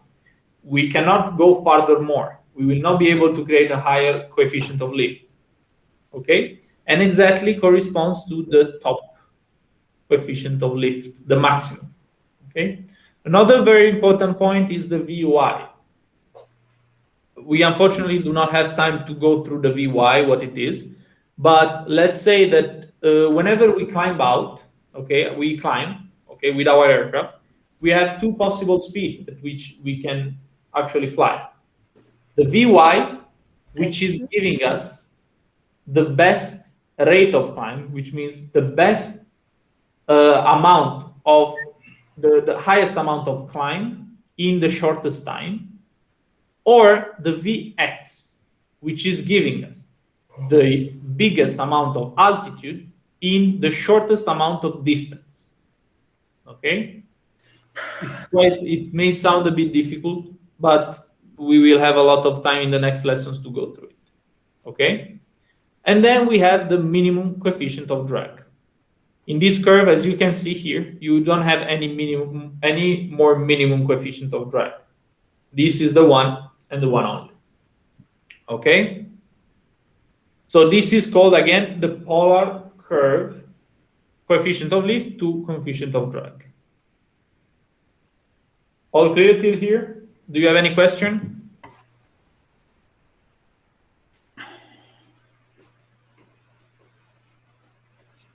No questions? Not. No.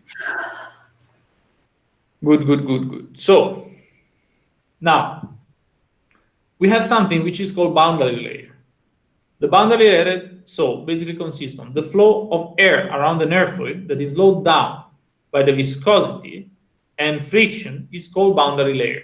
The boundary layer becomes thicker as it moves from the leading edge of the wing to the trailing edge of the wing. You remember leading edge, trailing edge, beginning and end of the wing. Now, the boundary layer is represented from the air flowing through on the surface of the wing. Now, in the beginning, we have so-called laminar boundary layer. So laminar boundary layer means that it's very close and very soft with respect to the surface. But the farther it goes toward the trailing edge of the wing, and the more it becomes thicker and thicker and thicker. This thickness is called turbulent boundary layer. And now we will see why this happens. So here you have some definition if you want to write down, guys. The region of transition is the point where the laminar becomes turbulent. Why does this happen? We don't have it. Okay. So why does this happen?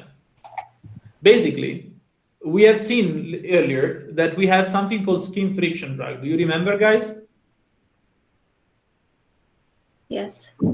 Yes. Okay, so the skin friction drag, just to refresh it a little bit, is the drag which is created by the small irregularities of a surface, which are actually getting all the airflow flowing on top of it. Okay. Now, in the beginning, the laminar it will not be felt. Okay, this friction drag will be so small, but then once this skin friction drag and once the amount of airflow will be more faster and faster, we'll start to feel this kind of skin friction drag, and it will start to this molecule will start to flip all over these irregularities and to create a thick, very thick layer of turbulence. All right. So this turbulence layer is created again by these small irregularities that we cannot see. Eye free, we cannot see these irregularities. But if we would analyze each and every surface of this world with a microscope, we would be able to see that we have many irregularities. So the point, again, where we create this turbulent boundary layer is called transition point. Again, this is a very theoretical topic, and I understand maybe quite hard for you guys to understand, but it's very important from a theoretical point of view, and it will be very hard for you to notice something like that during your flight training. But you are required to know because this also may be asked to you during your examination. Okay. Okay, everything clear for everyone? Sure. Yes. Now, another special effect. We have one special effect, which actually one of them, I didn't tell you, was the wake turbulence. Okay. The next one is going to be something called ground effect. Now, the ground effect is such an amazing effect, which could be very dangerous as well for our aircraft. And I will explain you why. So, do you remember the wingtip vortices that we have seen in the induced drag? So, again, on the wingtip, the induced drag is created by the air flowing from the lower to the upper surface. Okay. Now, what happens if we have these wingtip vortices? Okay, these wingtip vortices are created, but we are very close to the ground. What will happen is that the aircraft will start floating all over the ground because a small amount of some amount of induced drag, so some amount of vortices, are actually flowing between the ground and the wings, creating a kind of a pillow on which the aircraft floats. This why is very dangerous. Before seeing some applicable cases, which I have so many, let's go a bit more into the detail. So, the proximity on the ground or water surface, the airplane is capable of flying at lower airspeed. The lift is increased due to reduction of vertical components of the airflow around the wing. Now, the reduced upwash and downwash, okay, and wingtip forces due to ground proximity. Airplane can fly at lower speed in ground vicinity after rotation. This, I would focus more on the last point, because as I told you, it's possible to create through these vortices, the small amount of vortices which are created, a level of cushions, of pillows, which are actually making the aircraft float. I have many examples, and it may be difficult to flare an airplane after it enters ground effects. Okay. Now let's say I tell you what happened once. I was actually my first flight as instructor, quite a hard flight. So what happened? I was flying for my first time as an instructor. So a little bit of pressure, I would say, because it was a new experience and everything. So what happened? That the student didn't know about the ground effect. He did not know how to handle it. So what happened that whenever you take off on a grass runway, okay, I will share with you the whiteboard.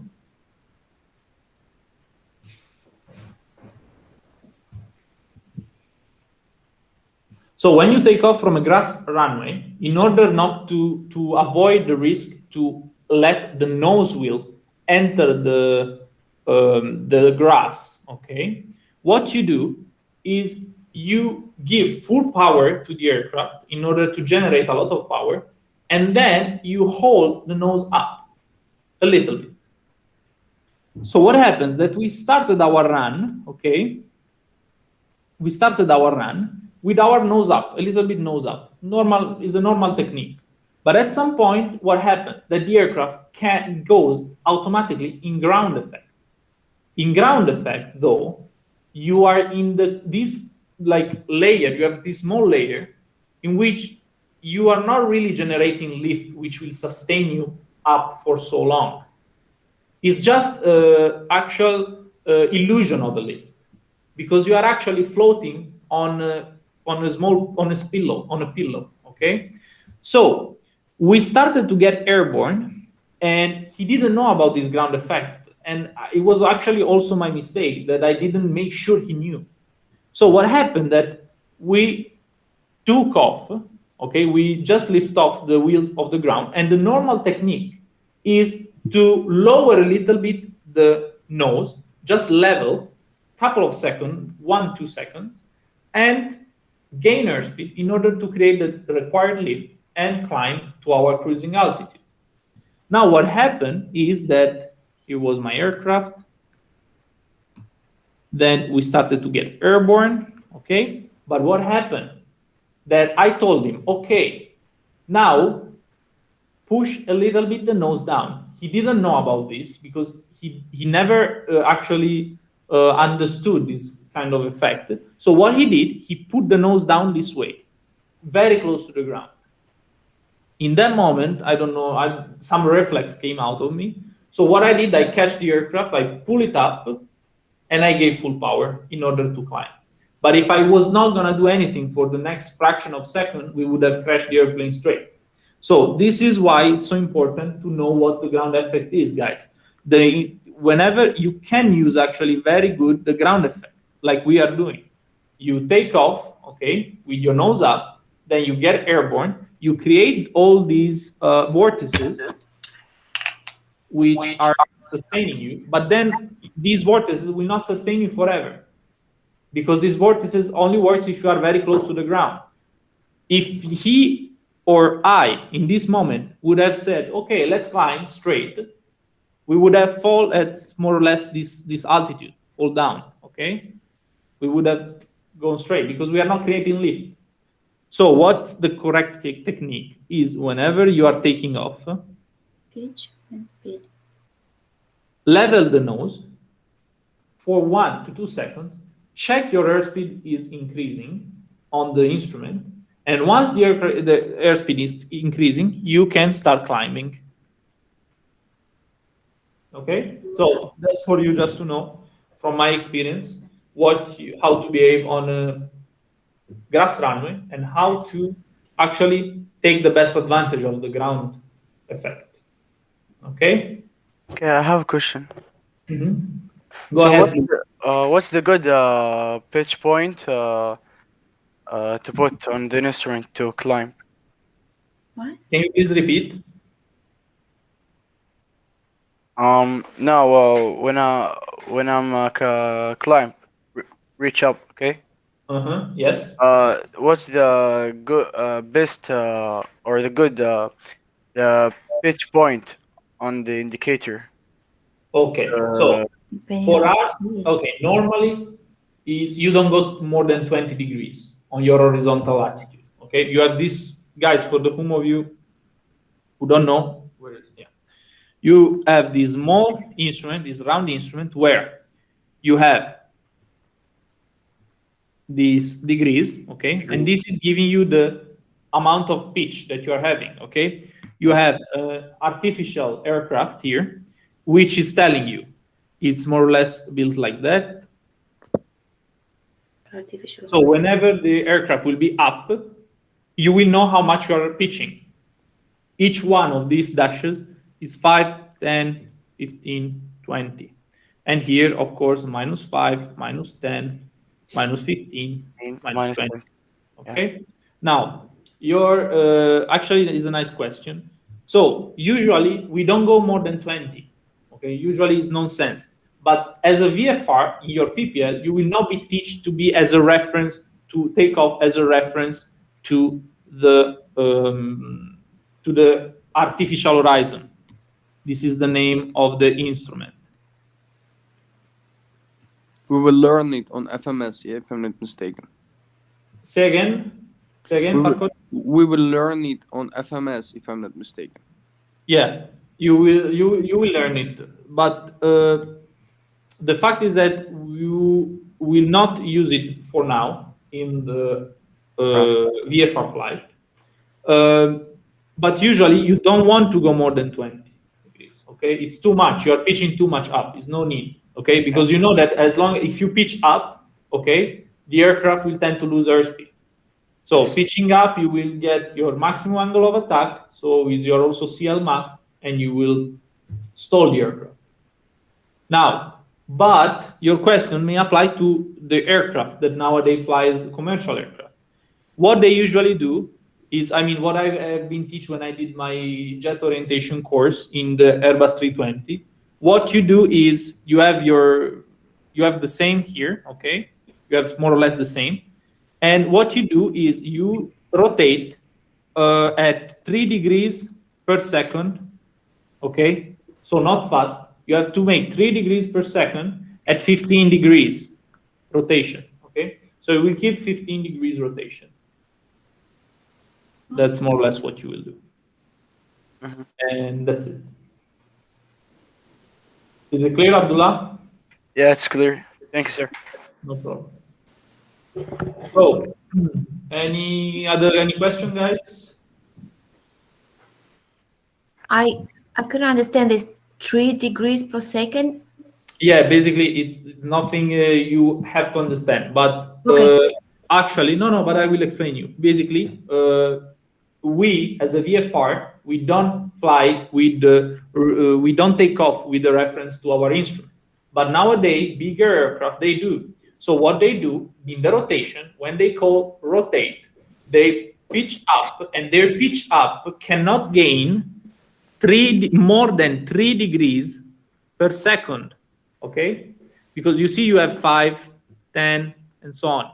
You cannot gain 3 degrees per second, more than 3 degrees per second. Okay, so you have to be very slow. You talk about rotation when you pitch like up. Yeah, when you lift off from the runway. Okay. You lift off from the runway, you rotate the aircraft at the takeoff, you lift off the runway, okay? And basically that's it. And then you go at 15 degrees normally. Okay. Normal. That's what I know.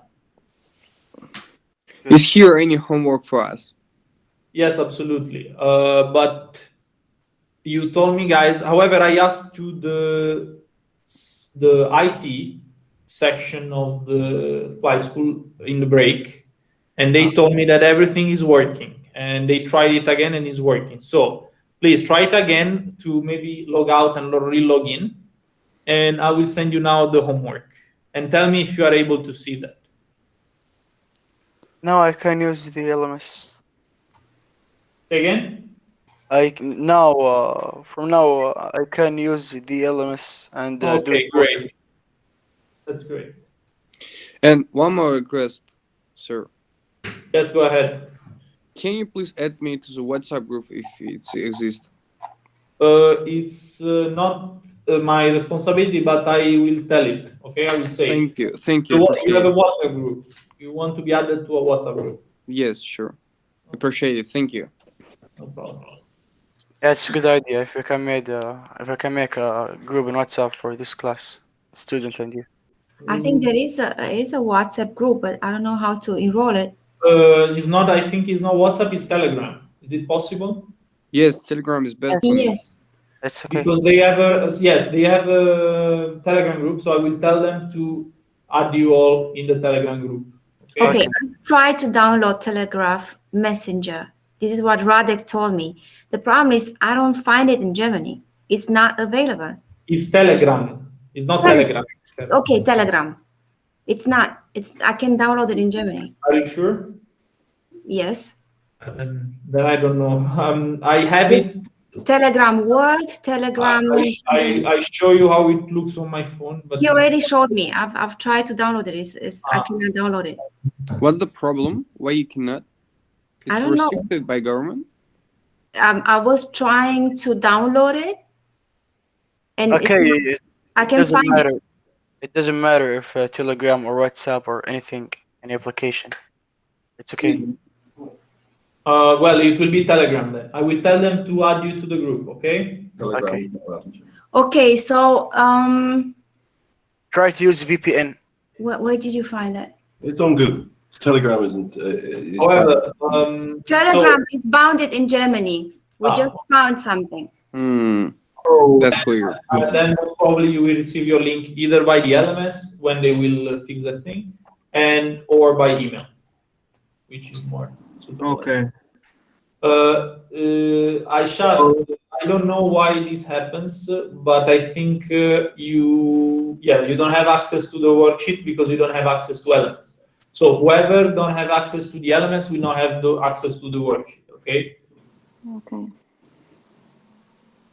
Yes, I will ask to add all of you in the Telegram group. Okay, so they will do that. All right. Sounds good. So check if the And, homework are working, and that's it. And the Yes, LMS? Go ahead, Dora. Yes, what about the LMS? Are we gonna have access to that? You don't have it yet? No. Okay, so you have to write to your responsible to open LMS access for you, because I cannot do that. Like I don't have. It's not my responsibility. It's not my capability. I can only tell them, please make that work or not. But I cannot Okay. tell them to give you access, unfortunately. So you have To to Anna. with your. You have Radek. With whom? Sorry? Who's your responsible? Anna, Radek. There are some I- responsible. Elvan? I think it's Zana. Okay. So Zama. Okay. So you talk to him. Tell him, please, I need LMS access. Okay. Okay. Thank you. Mhm. Okay. So you have any question, guys? No question. Anything is clear. Thank you. See you next time. So we will see each other on Friday. Okay. Okay. Yeah. For the second Okay. part.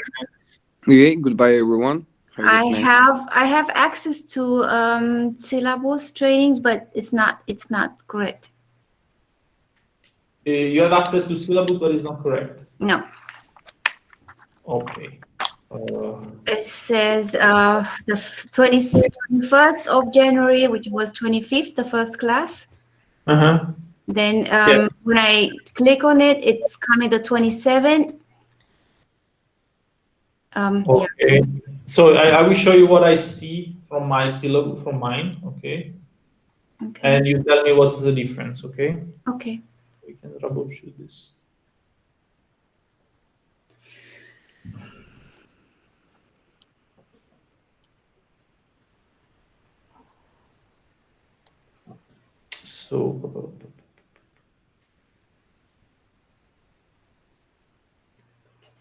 So syllabus. Where do you go exactly here? What? If you go one back, it was Yeah, understood. this first page. Okay. Okay. Here. Okay. Instead of 25th, which we had the first class, right? Yeah. It says 21st of January, like here. And when you click on more info, what does it give you? That's the 22nd. No, 27th, like today. Okay. Then it's correct because it should delete slowly. when you do the class, it will delete. It will give you the new class. So you see, I don't have 25th, I have 27 as well. Okay, but we couldn't work with the last one because we didn't have the access to the syllabus. So the syllabus, you go here on the syllabus and you have access to homework and the actual the chapter. So you go, guys, for all of you, you go aerodynamic principle, okay, and you have the homework worksheet, and you're going furthermore down. Now this is a bug, but furthermore down, you have the chapter you have to read, okay? So aerodynamic in flight and mass imbalance. Okay, here everything has to be here. If it's not, please text to LMS Flying Academy, because Okay. I really don't know how to fix this thing, unfortunately. And for the next class, is it already?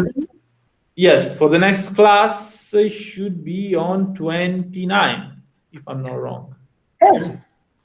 So 29th, we will have our next class, and you just go here, aerodynamic principles. More You info. go down on the day 2, and you have it. Worksheet, homework link, reading list for the 29th. Yeah. You have the reading list for the 29th and ground lesson 5 and ground lesson 10. Okay. Are we going to have the 25th of January still? What in those Like Monday? We couldn't see the recording from Monday or work again. Okay, the recording you have to text to Andre at yes, which one? At flyingacademy.com. Okay. Okay, guys, if you want the recording of the class, you just text to this email and he will send you. Okay, and this class from today is going to be online till Friday, and then it's going to It's not going to be online. The classes are not going to be online. The classes, if you ask them, you will get them. Okay. But in the training syllabus, yes, it's going to be deleted slowly. Okay. When it's going to be deleted? After you do, the day after should be. So tomorrow is going to be deleted? Yeah, from the training syllabus, it's going to be deleted. Because we need to make the homework still, right? But I sent you the link, so you should have the link up here. I sent you the link in case. In case I didn't know about this thing that is going to be deleted, so I sent you the homework as I did last time. You have the homework link, and that's it. So you can actually do it. Okay. I'm going to have to see. Whiteboard.com. Let's see, because I'm just thinking right now we're not going to be able to make any homework, so it's going to be tomorrow after work, like evening, and if it's not going to be online, makes no sense to delete it so quick. Fortunately, I don't know why it's deleting it automatically. Really, I don't know. I cannot do anything about it. What I can do is giving you the homework on the link on the chat. Okay. So I will send you again the link, so you can do the homework whenever you want. So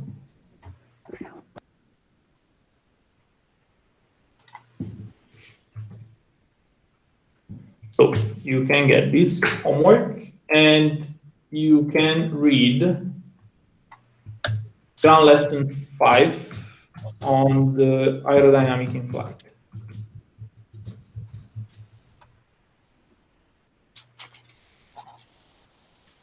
Okay, let me see if I can open. Just a second. I'm sorry to keep you more than necessary. So guys, for the whom of you who are done, we have no question. You can just write down your name, please. Okay.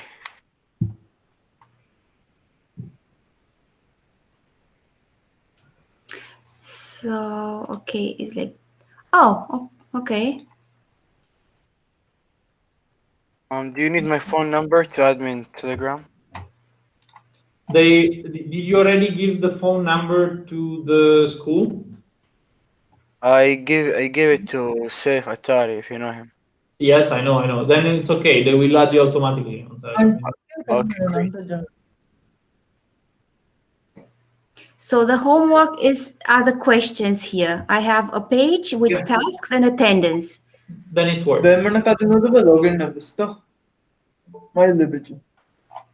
Okay, but it's nothing on it. It's no.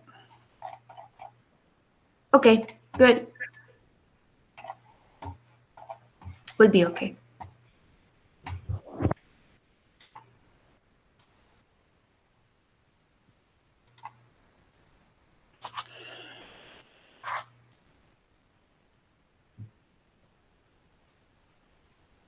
So can we leave now? Say again? Can we leave now? Yes, absolutely. Okay, goodbye. If you wrote down your name, you can leave. Okay, bye. Bye bye. I'm just wondering if I close this one. Una bella serata. Thank you, grazie. Enjoy. Prego. Have a Ciao. good evening. Ciao, ciao. Good evening, everybody. Bye bye. Bye bye, guys. Bye. Have a nice evening, guys. Bye bye. Yeah, same to you. Yeah, bye. Okay, I don't know how to get out of here. Bye. See you later, guys. Bye bye. Have a good evening. Bye bye. Annie, how do I get out of here? Just Just stay. Bye bye, guys. Bye bye.